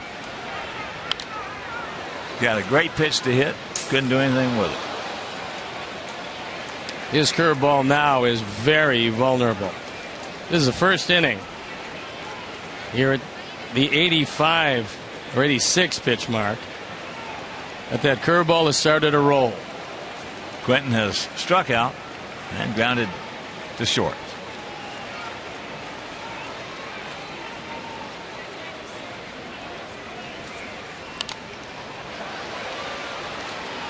And a little tardy on that 92-mile-an-hour fastball. So very quickly, the count 0-2.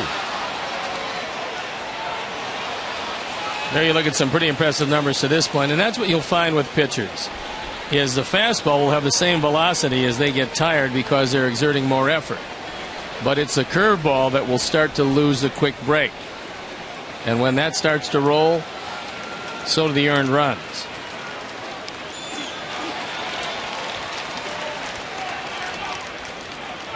The 0-2. That's hit hard. Well, when the guns first came out, that's what most of the clubs used them for. It was not the fastball, the velocity. For the most part, it was used for sliders. And when the guys started losing 1 or 2 or 3 miles an hour for the slider, they got somebody up in that bullpen.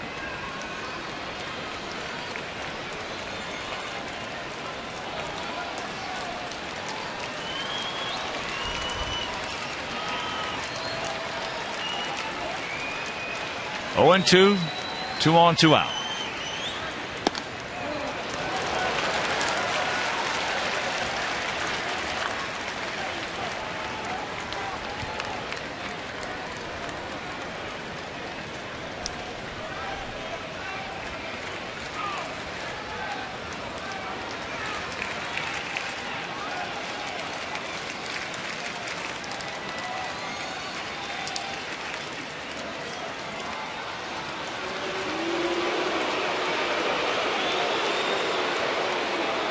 Butera goes out. Wants a word with Swarzak. Probably like that same pitch in the same place, because Vanover's been calling pitches in that neighborhood today.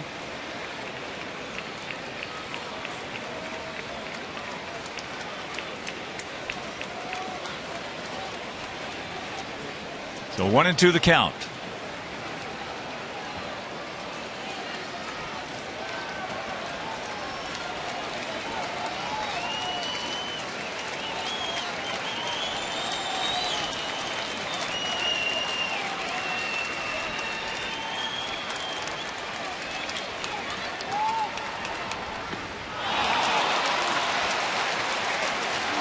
Down goes Quentin. And we'll go to the 7th.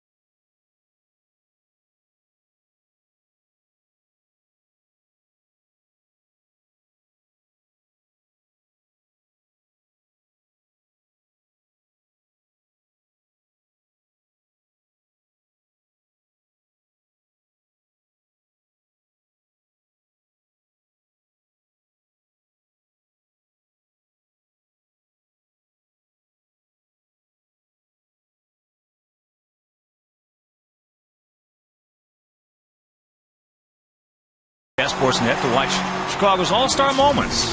The classic championship games from the Bulls, Blackhawks, and White Sox beginning tonight at 7 with the Bulls' 1991 NBA Championship. Chicago's All-Star Moments tonight through Wednesday night at 7 p.m. only on Comcast Sportsnet, fans' best friend. Top of the 7th inning, not good. 5-10-0 for the Twins. 1-4-0 for our Sox.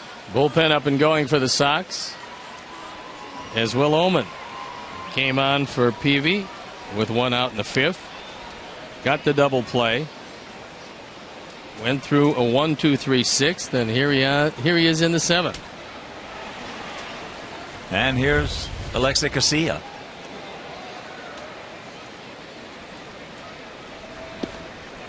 Takes first pitch strike.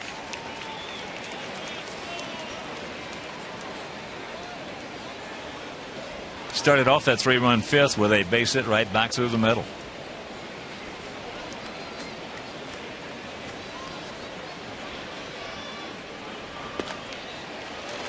Oh, 0-2 the count with Mauer on deck.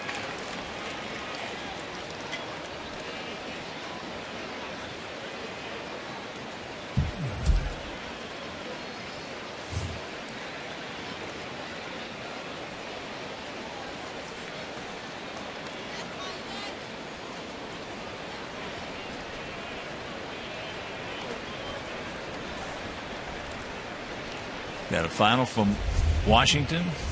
They shut out the Rockies 2-0. Zimmerman, the winner.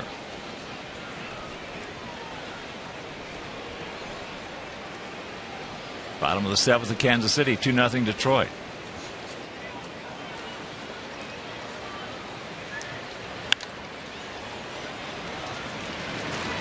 Two hopper, 1 out. And here's Mauer. He's 1 for 3 with a run scored.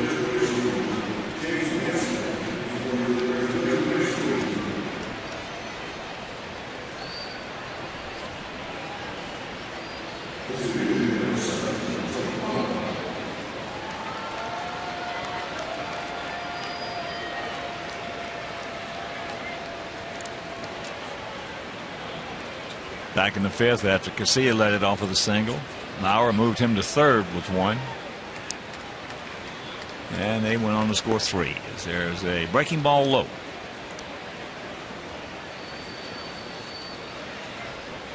Twins with 2 in the 4th, 3 in the 5th. Our run coming in the 6th.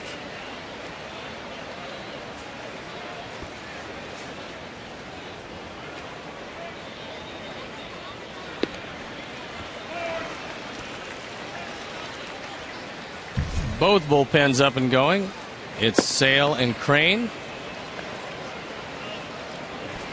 And the Twins bullpen continues to work.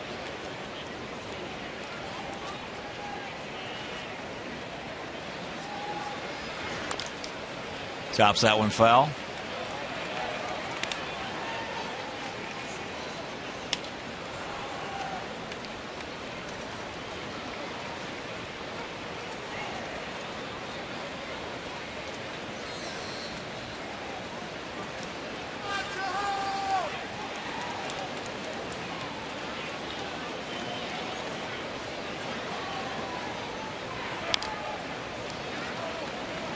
And that's off his foot or his leg. So the count hangs at 1-2. We will start backup action next Friday. And now Oman saying what? The ball didn't hit it. Foot. AJ said the same thing. Now I know AJ would never do something like that. If it didn't hit off his foot, he would never act like it did. Will Oman's body was blocking our view of that, but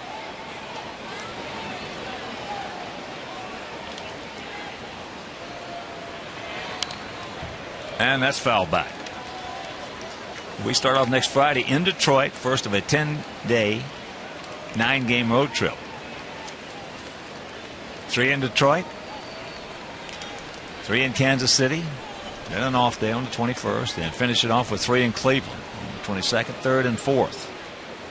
Then we come home for a nice homestand He gone. 2 down.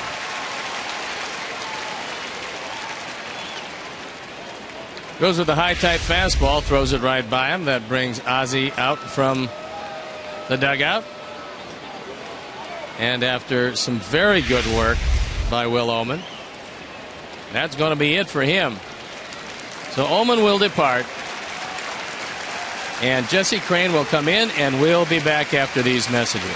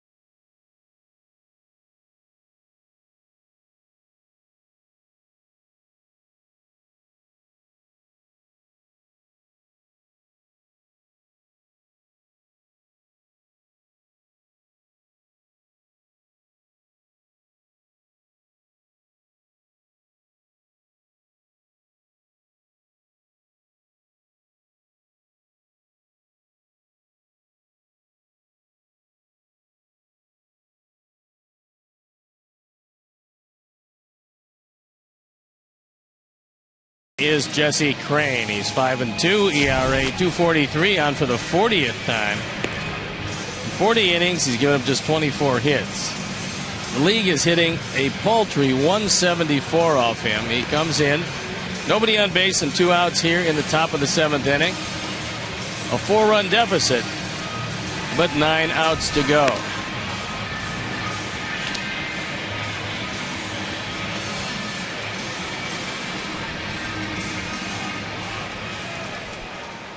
Cuddyer is 1 for 2 with a sacrifice fly. Picked up his 43rd RBI back in the 5th inning.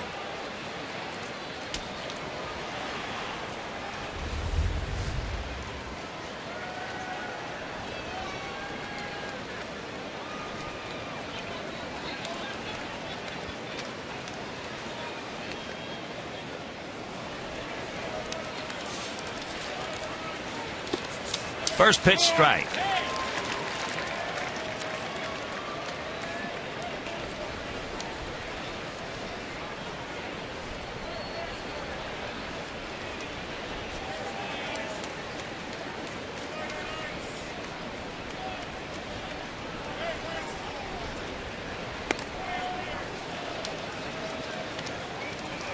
One to count to the 32-year-old all-purpose player from Minnesota. Play anywhere.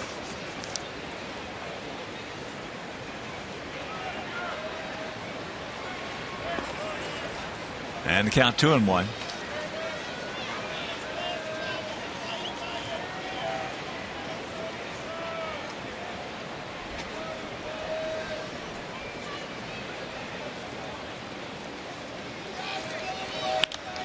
And there's a base hit. So 2-out single. And a reminder, season ticket plans offer the best seat locations at the lowest prices with the most benefits. Prorated full season, weekday, and weekend plans are available right now. So call 312-674-1000 or visit whitesox.com. And here's Valencia. He's 1 for 3 with a run scored.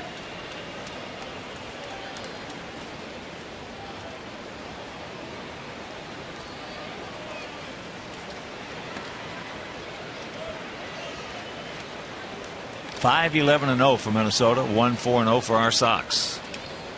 That's camouflaged so well you can hardly see a head under that hat.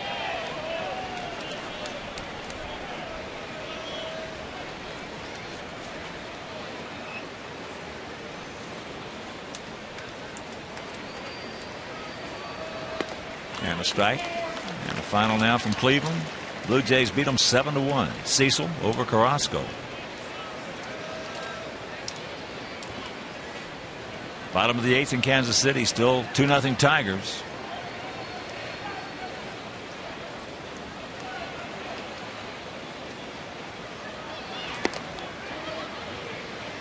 Unless Verlander gets up to about 140 pitches, I don't like Casey's chances.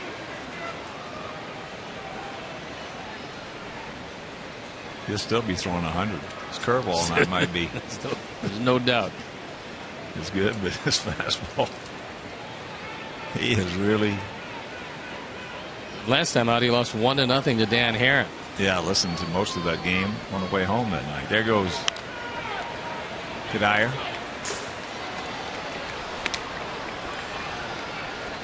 And that one run that they scored was disputed. The guy who scored the run, they said, was out at first base.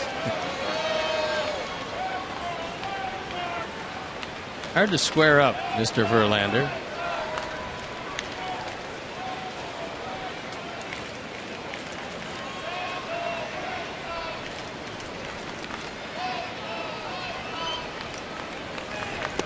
Full count.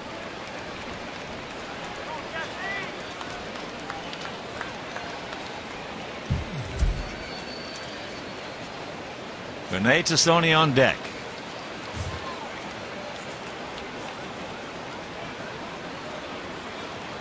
Jesse Crain leads his staff in appearances, this being his 40th.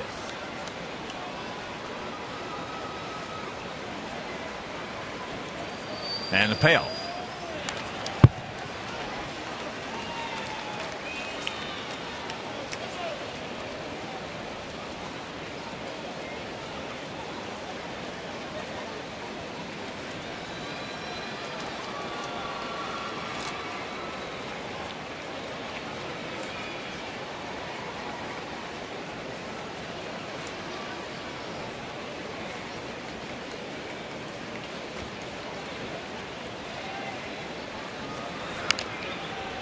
That could be trouble.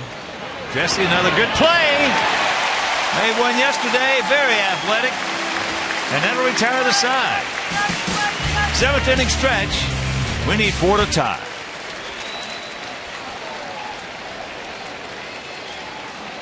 Ladies and gentlemen, at Major League Ballpark.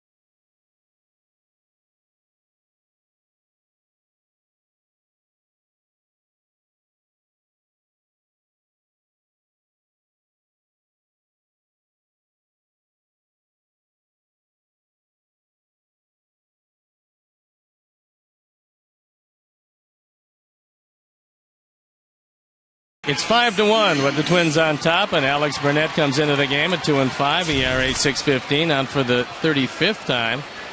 He gave up the game-winning single in yesterday's game. And there's a breaking ball, hangs high to Alex Rios, who is 1 for 2. Twins with 5 runs on 11 hits. We have 1 run on 4 hits. 4 singles. And the count 2-0. Don't help him out. Well, this is where you can really get some damage done against these Twins. In that pen. Well, one thing about it, tip your cap to Anthony Swarzak, who really pitched well. Moving the ball both sides of the plate, changing speeds. Got his curve ball over almost every time he wanted to. That'll work. There's the strike. Swarzak with 6 innings, a run on 4 hits. He walked a couple and fanned 5. He leaves a pitcher of record, but he also leaves 9 outs to get.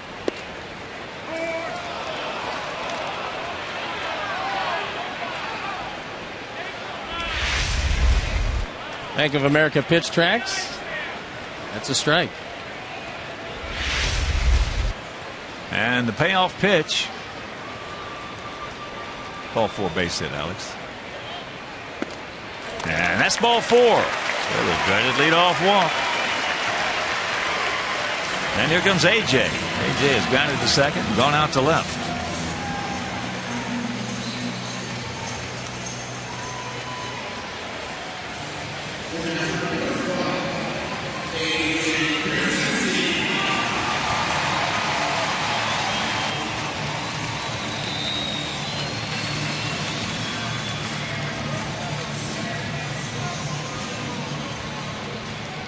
First and 30.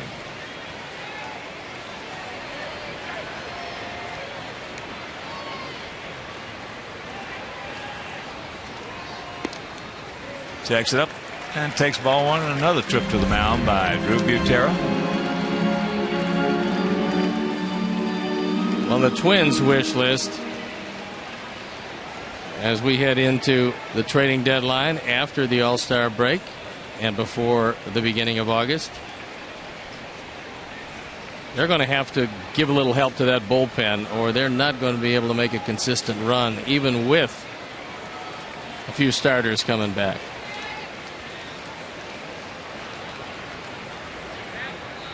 The ball hit hard. Nobody's going to get that one. He just pickled that ball into the gap. So now they're going to wave Alex around. He'll score, and it's a 5-2 ball game on the double by A.J. Pierzynski. The dreaded leadoff walk.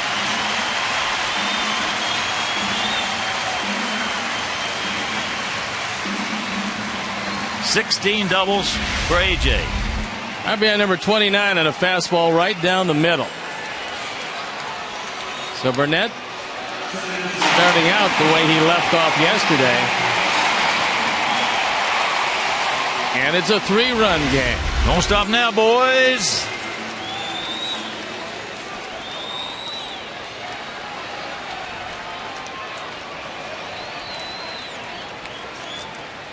Gordon 0 for 2. Takes that breaking ball up high. Last time up.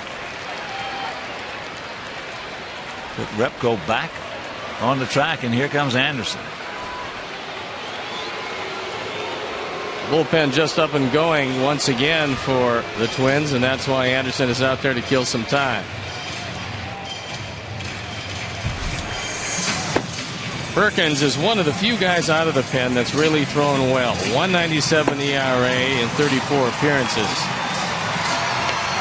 The rest of that bullpen has been beleaguered at best. And a reminder, support the Chicago White Sox Wise Food Drive presented by Dominick's. Non-perishable food items and monetary donations will be collected at U.S. Cellular Field on Saturday, July 30th to benefit the Greater Chicago Food Depository.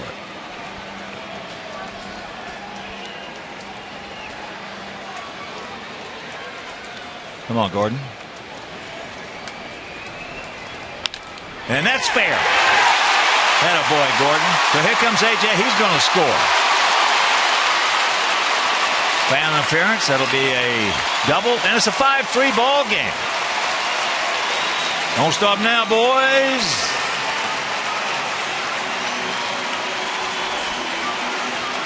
RBI number 25. And Burnett is not fooling anybody. See how long Ron Gardner keeps him in the game. You really just as soon not do that, especially when it's hit by one of our guys. Only in that if that one slides into the corner, it's 3 bases for Gordon, not 2. So here's T, and he has walked and then fouled out to the catcher.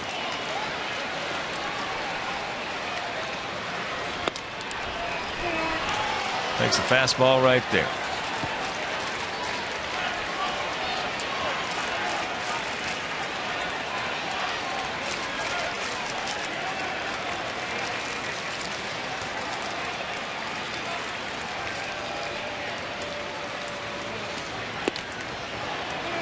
Breaking ball.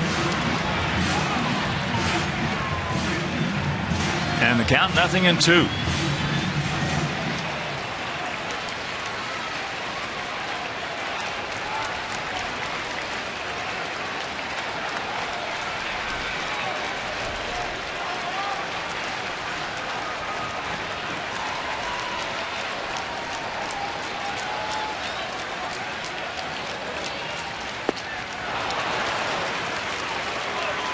One out. That's going to be the last pitch Burnett's going to throw. He throws a high fastball and throws it right by Martin. So it looks like Glenn Perkins will come in. So as Perkins comes in and Burnett steps out, we'll be back.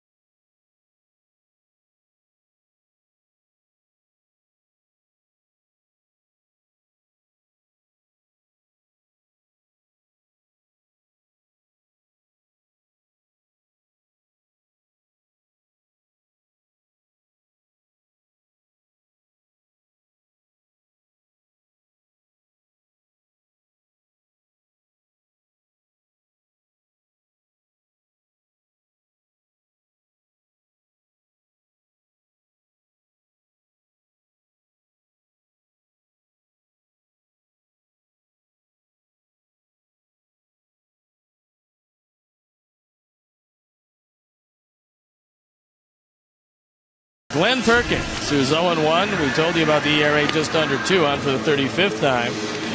He does have a couple of saves. 32 innings, 27 hits. He's walked 12 and 34. He inherits Gordon Beckham out at second base.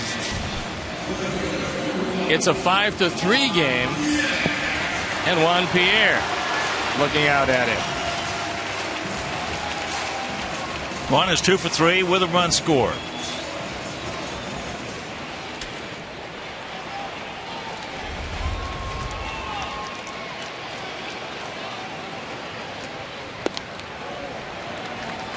First pitch misses.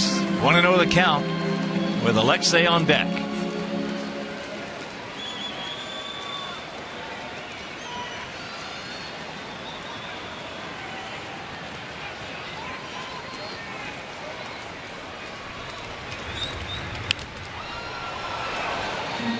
Souvenir left side to even the count at 1. The Bank of America pitch tracks. We'll take a look at that first pitch again.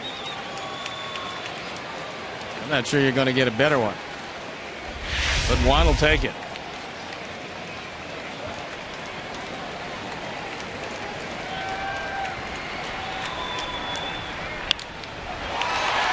And that's into left center field. Can of corn. And here goes Gordon and safe. I know that Revere doesn't have a particularly good arm, but 2 runs down in the 7th with 2 outs. It's not a particularly good gamble, even though he was able to get in there. Well, the rule of thumb on that play has been for over 100 years. You better make sure you can get in standing up. And don't make the 3rd out. Obviously, at third base, he got in. You got to be standing up.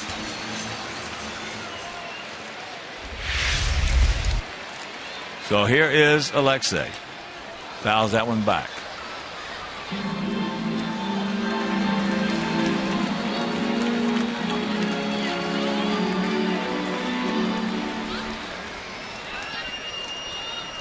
Alexei is due. He's 0 for 3. He's popped a second, struck out,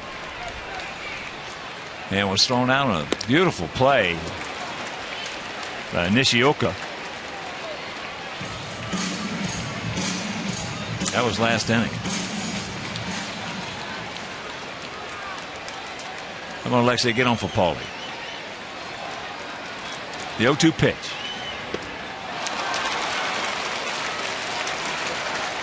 We get a pair. We'll go to the 8th, trailing 5-3.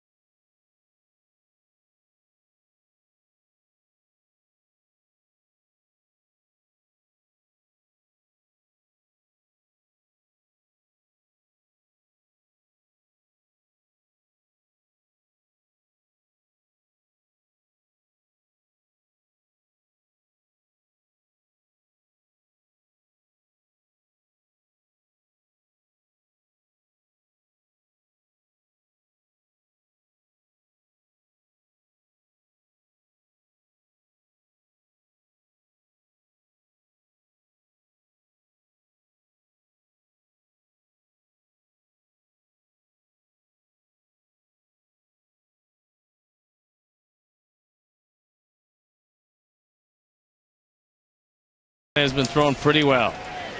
Like the entire bullpen has been throwing very well.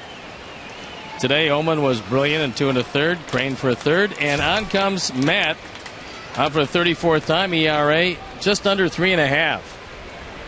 And Tassoni takes first pitch up and in. He has grounded to second, walked and scored, and singled and knocked in a run.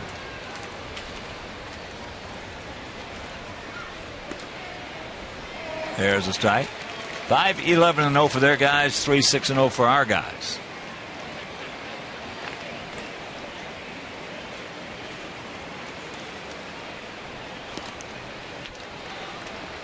Not a very good effort, but that little jab motion. And the count 1-2. Kansas City has knocked out Verlander. It's Benoit in a 2-1 game now with runners at the corners for Kansas City. 2 balls, 2 strikes to Billy Butler. And there's a shot.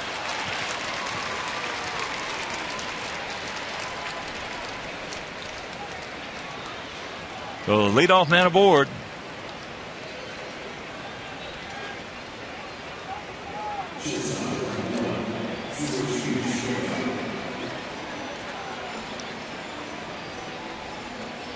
And here's Nishioka. He's 0 for 2 with a walk and a run scored. Just tuning in. Back in the fourth, it was a scoreless tie after Kadire popped up. Valencia struck out. 2 out, nobody on. And then Jake, uncharacteristically, he walked to Sony. He walked Nishioka. Base hit by Butera. Double by Repko. First thing you know, they had 2 on the board. Then they scored 3 in the next inning.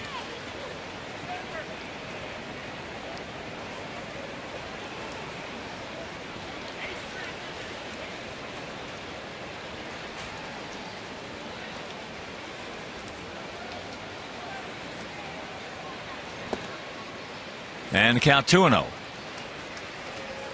Ill afford to give these Twins any more. Looking down third base, put up one finger as if to say, is that the sign where I take one? We'll see.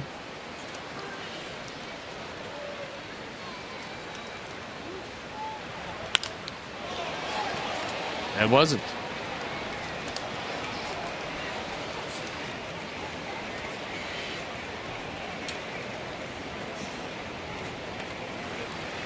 So 2-1 to count.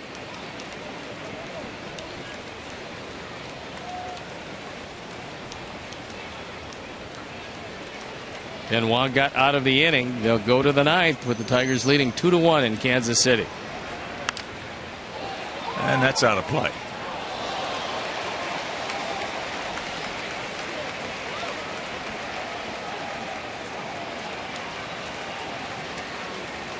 Jerry White talking to Tassoni.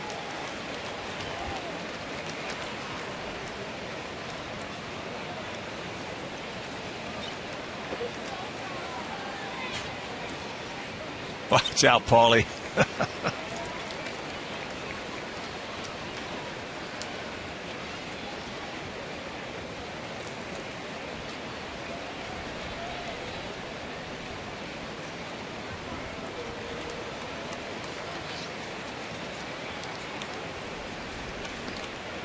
He gone.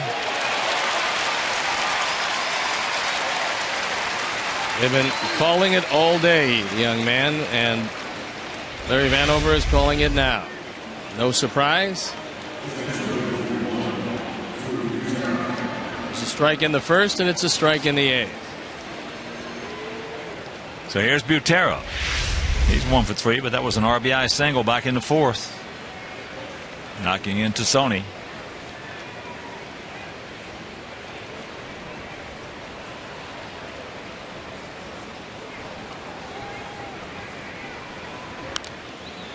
And that is foul straight back.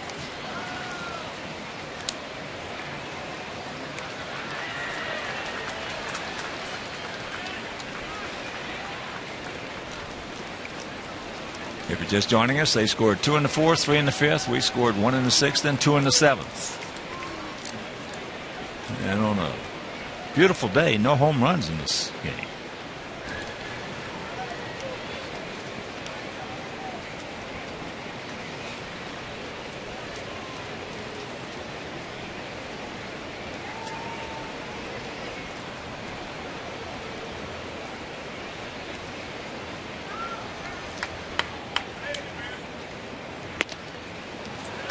Little high, 1-1.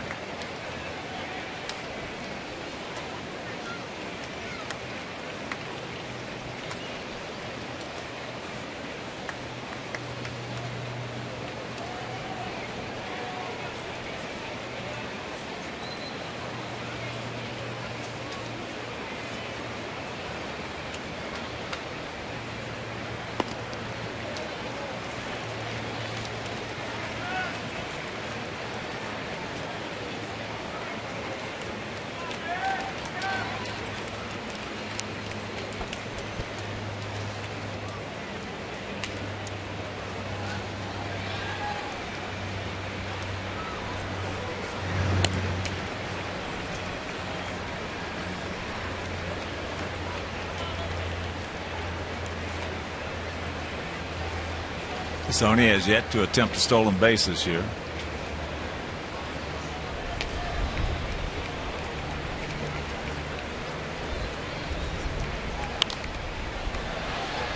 And the count evens at 2.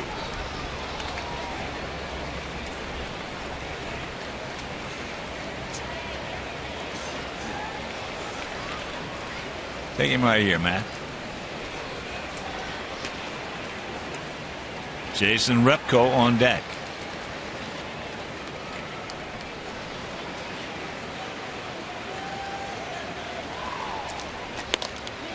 He gone.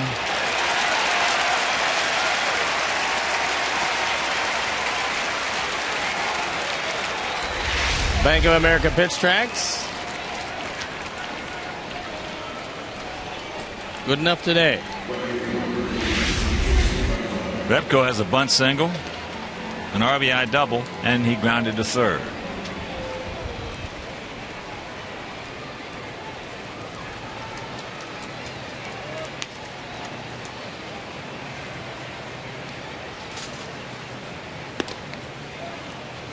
Takes that one up high at 95. I mentioned earlier, after this All-Star break, we'll tee it up next Friday at Comerica Park against the Tigers. It'll be Gavin Floyd against Justin Verlander. And that game will be over Comcast Sportsnet. Then on Saturday, Edwin Jackson against Max Scherzer. And that game will be over WFLD Fox. And on Sunday, Jake Peavy against Brad Penny, and that game will be over WGN. And after that 3-game set, it's off to Kansas City for 3, and then Cleveland 3. And we come back on the 25th against Detroit for a 3-game set. Then Boston comes in for 3, and the Yankees for 4. So we'll be at home from the 25th through August 4th. And that's fouled back. 2-2 the count. That road trip that we will take right after the All-Star break, the 4th of 4 trips, at least 9 games, and the last long road trip of the year.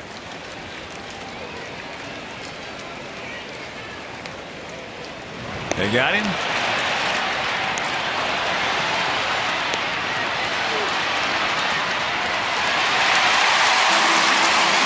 And that will do it. We'll go to the bottom of the 8th. We need 2 to tie us. 5-3 Minnesota.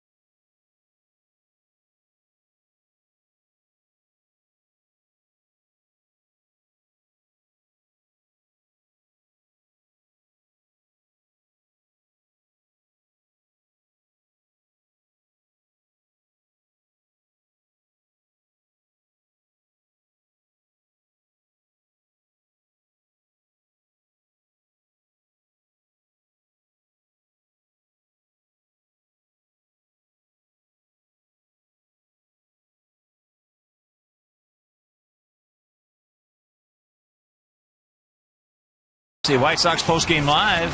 Watch highlights and get analysis from Chuck and Bill. Plus, go live to Ozzy's postgame remarks. Don't miss Galaxy White Sox postgame live immediately following the game on Comcast Sportsnet, fans' best friend. All right, here we go. Bottom of the 8th inning, 5-3 Twinkies. It'll be Konerko, Dunn, and Quentin.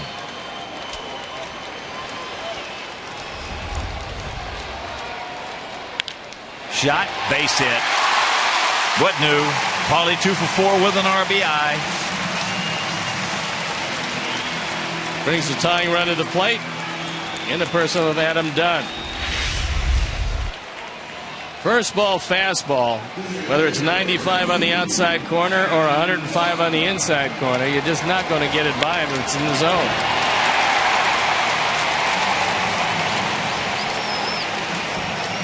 So here's Adam. He's 0 for 2 with a walk.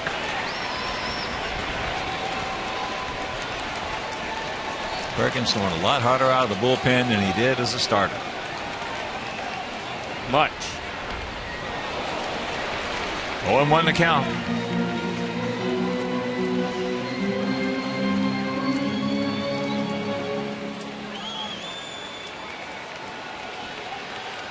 Perkins for sure going to have the 8th, and then we'll see in the 9th. And very quickly the count 0-2.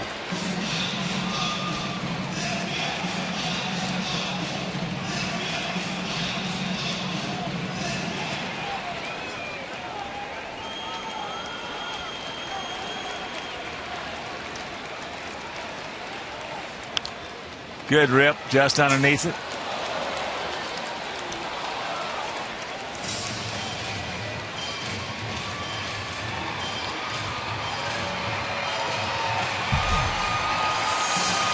Sergio Santos loosening up in the pen.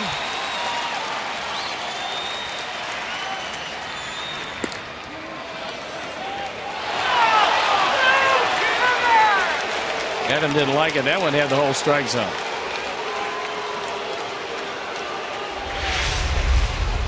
Bank of America pitch tracks. You'll see where the 4 appears.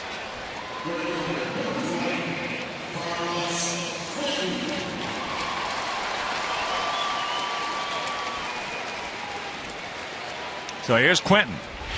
He's 0 for 3. He struck out in the 2nd. Grounded out just short in the 5th. And he struck out in the 6th. Takes it right there. Might be the best one he'll get in this sequence. Well, he's had a Hopefully couple of extra base hits against Perkins.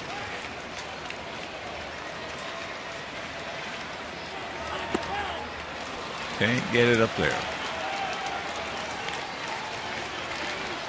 0-2 the count.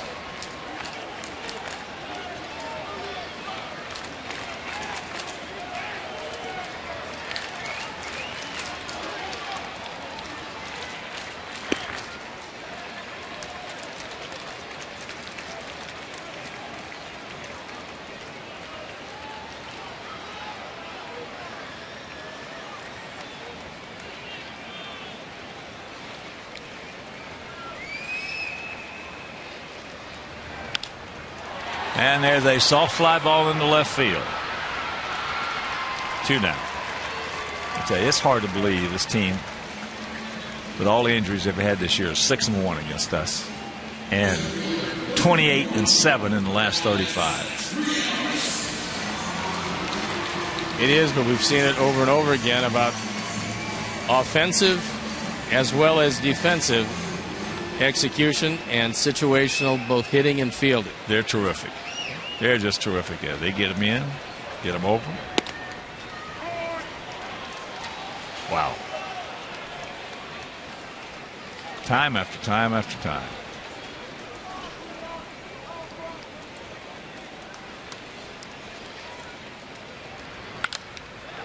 And there's a chopper to Hopper. So Paulie leads it off with a single, and we leave him at first. We're into the 9th, trailing 5-3.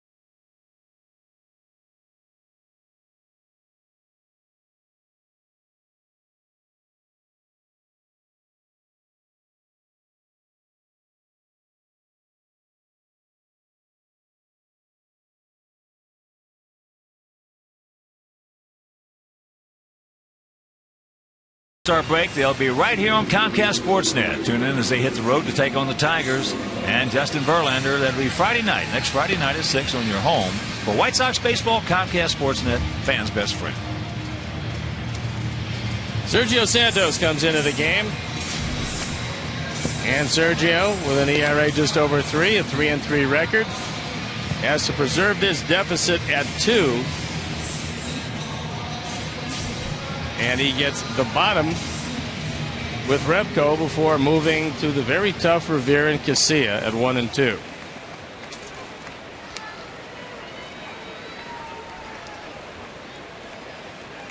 Repko is 2 for 3. A bunt single, an RBI double, and a grounder to third.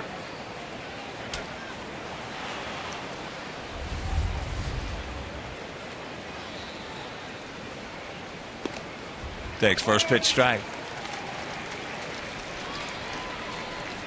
5-12-0 for Minnesota, 3-7-0 for our Sox.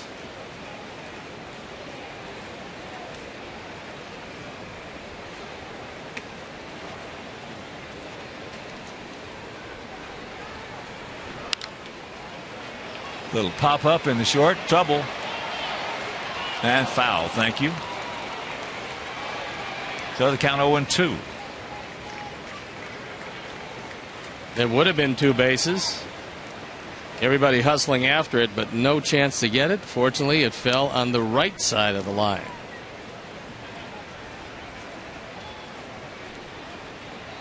Royals got the man at second, nobody out. Francoeur the hitter against Valverde. Well, Valverde in a 1-run game is always an adventure.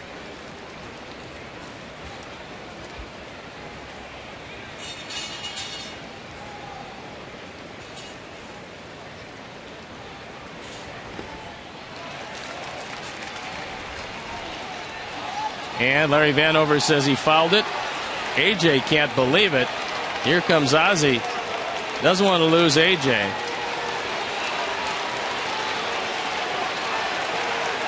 Now AJ wants an appeal, but the closest guy to it, the guy who could possibly hear it, would be Vanover.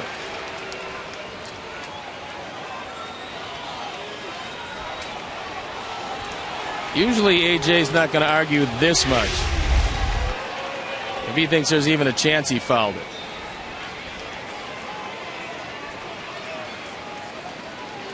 Well, it didn't look like he touched it at all. That ball was in the dirt.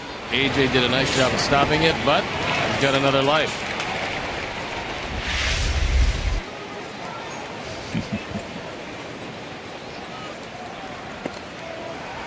He gone. Gave him 4. Still got it.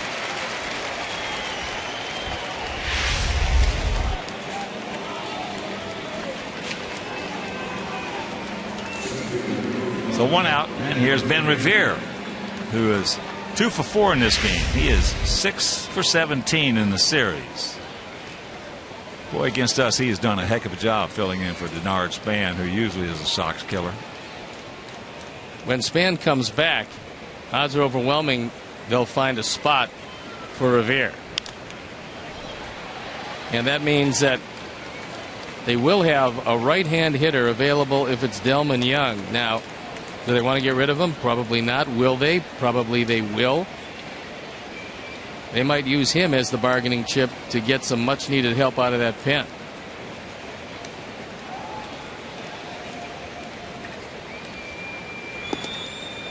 That's low.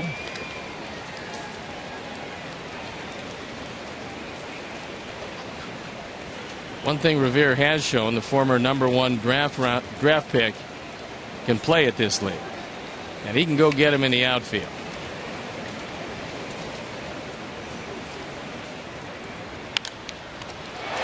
Snapped. 2 down.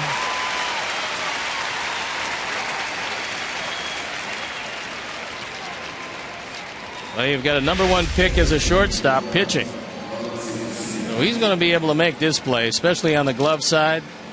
The rest is easy, keeping a speed burner off base, and now you got another guy that will bunt the ball and bunt it a lot. For our guys, schedule hitters are AJ, Beckham, and Tiem. in the bottom of the ninth.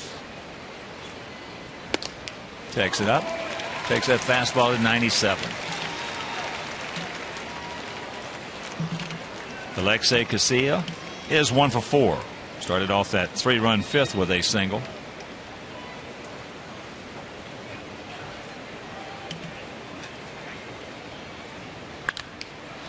That's a gapper. Nobody's going to get that one. So here he goes. He's going to go ahead and stand up going into third. That's his 4th triple. But it brings Mauer to the plate. As soon as that ball hit the gap, there was no way Casilla was not going into third base. Now the question is here, you got Cuddyer up next. Do you pitch to Mauer? The answer for me would be no. We'll see what Ozzie decides, and the answer is going to be no.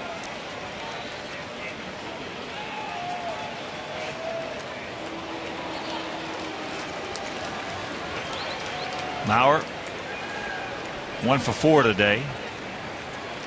6 for 17 in the series.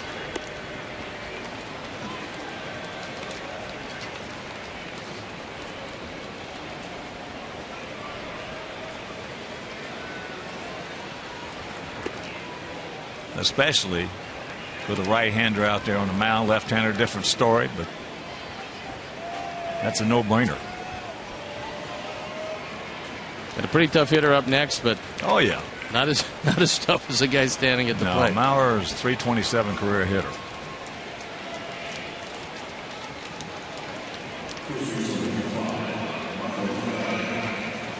He just rolled the dice with Cuddyer. 2 for 4 today. 6 for 16 in the series. Check that, he's 2 for 3 today. He had that sacrifice fly back in the 5th. Almost hit it out of here.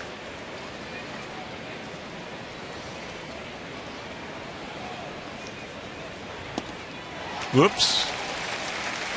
Guessing first ball fastball strike. Not going to hit that slider. AJ's going to have to be on his toes because Sergio's going to bury one in the dirt.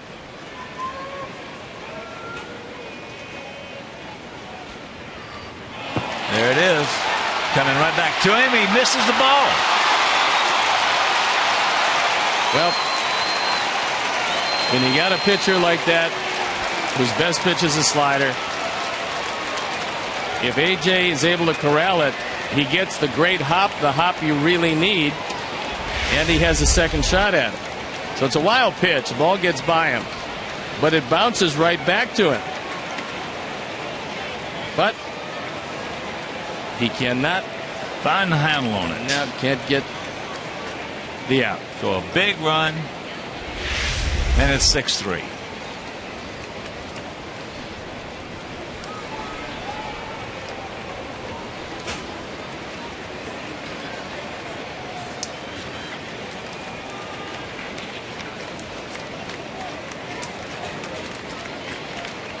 One and one to count to Cuddyer.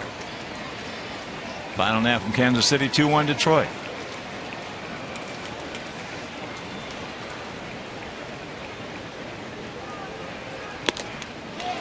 That one at 97.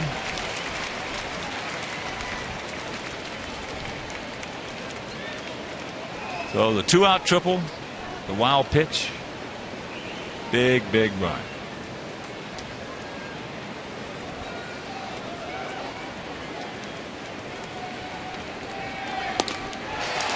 Slider, he gone. Damage is done. We'll go to the 9th. We need 3 to tie.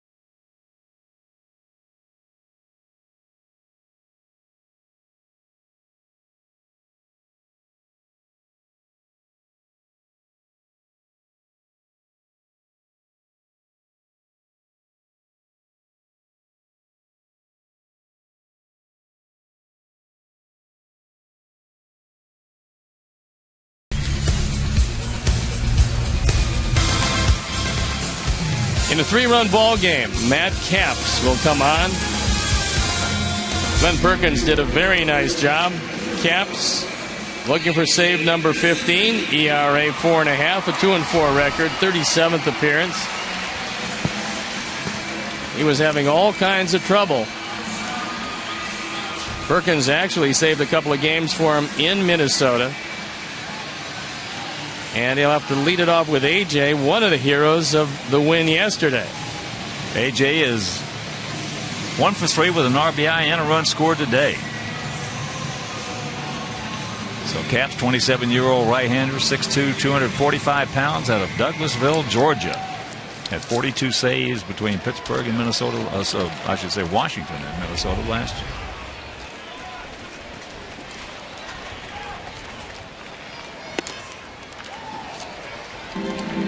There's ball 1.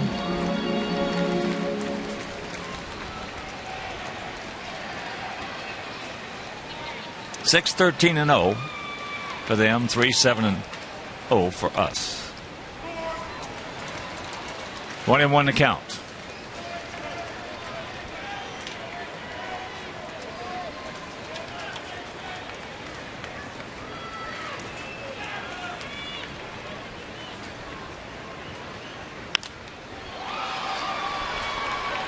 Get out of here. Well, credit to Sony, at least, with a lot of discretion. Because as he went over, as that ball sliced away from him, he realized the seats were coming up pretty quickly. So he took the slide, and he'll live to fight another day. He sees exactly where he is, and you usually come in second going head first into the seats. Yeah, you don't want to mess around with that one.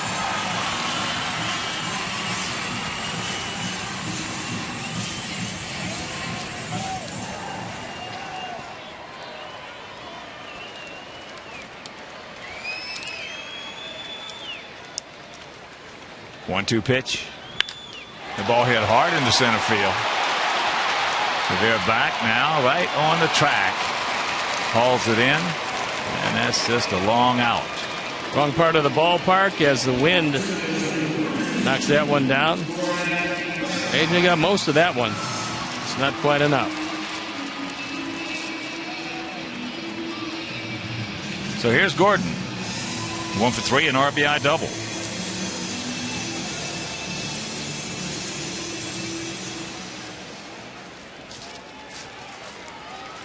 Twins trying to make it 7-1 against us this year,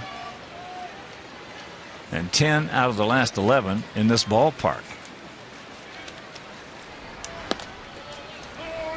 Slider strike.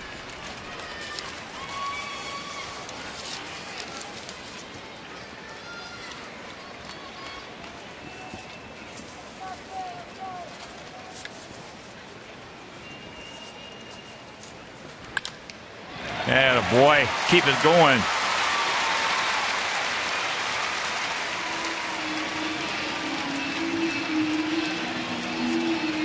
Oh, the 1-out single. Second hit for Gordon. This time he takes a fastball the other way and gives Martin an opportunity to try to get on base and bring the tying run to the plate. One of the reasons why that last run in the top of the ninth was huge. Tien has walked, found out to the catcher, and struck out. Takes it up. Takes that slider way inside.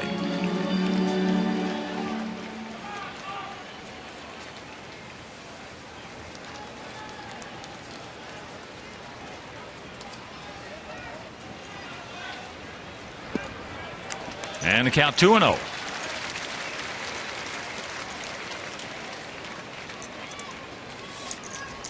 Against Matt Capps over the course of his career, Martin has had much the best of it.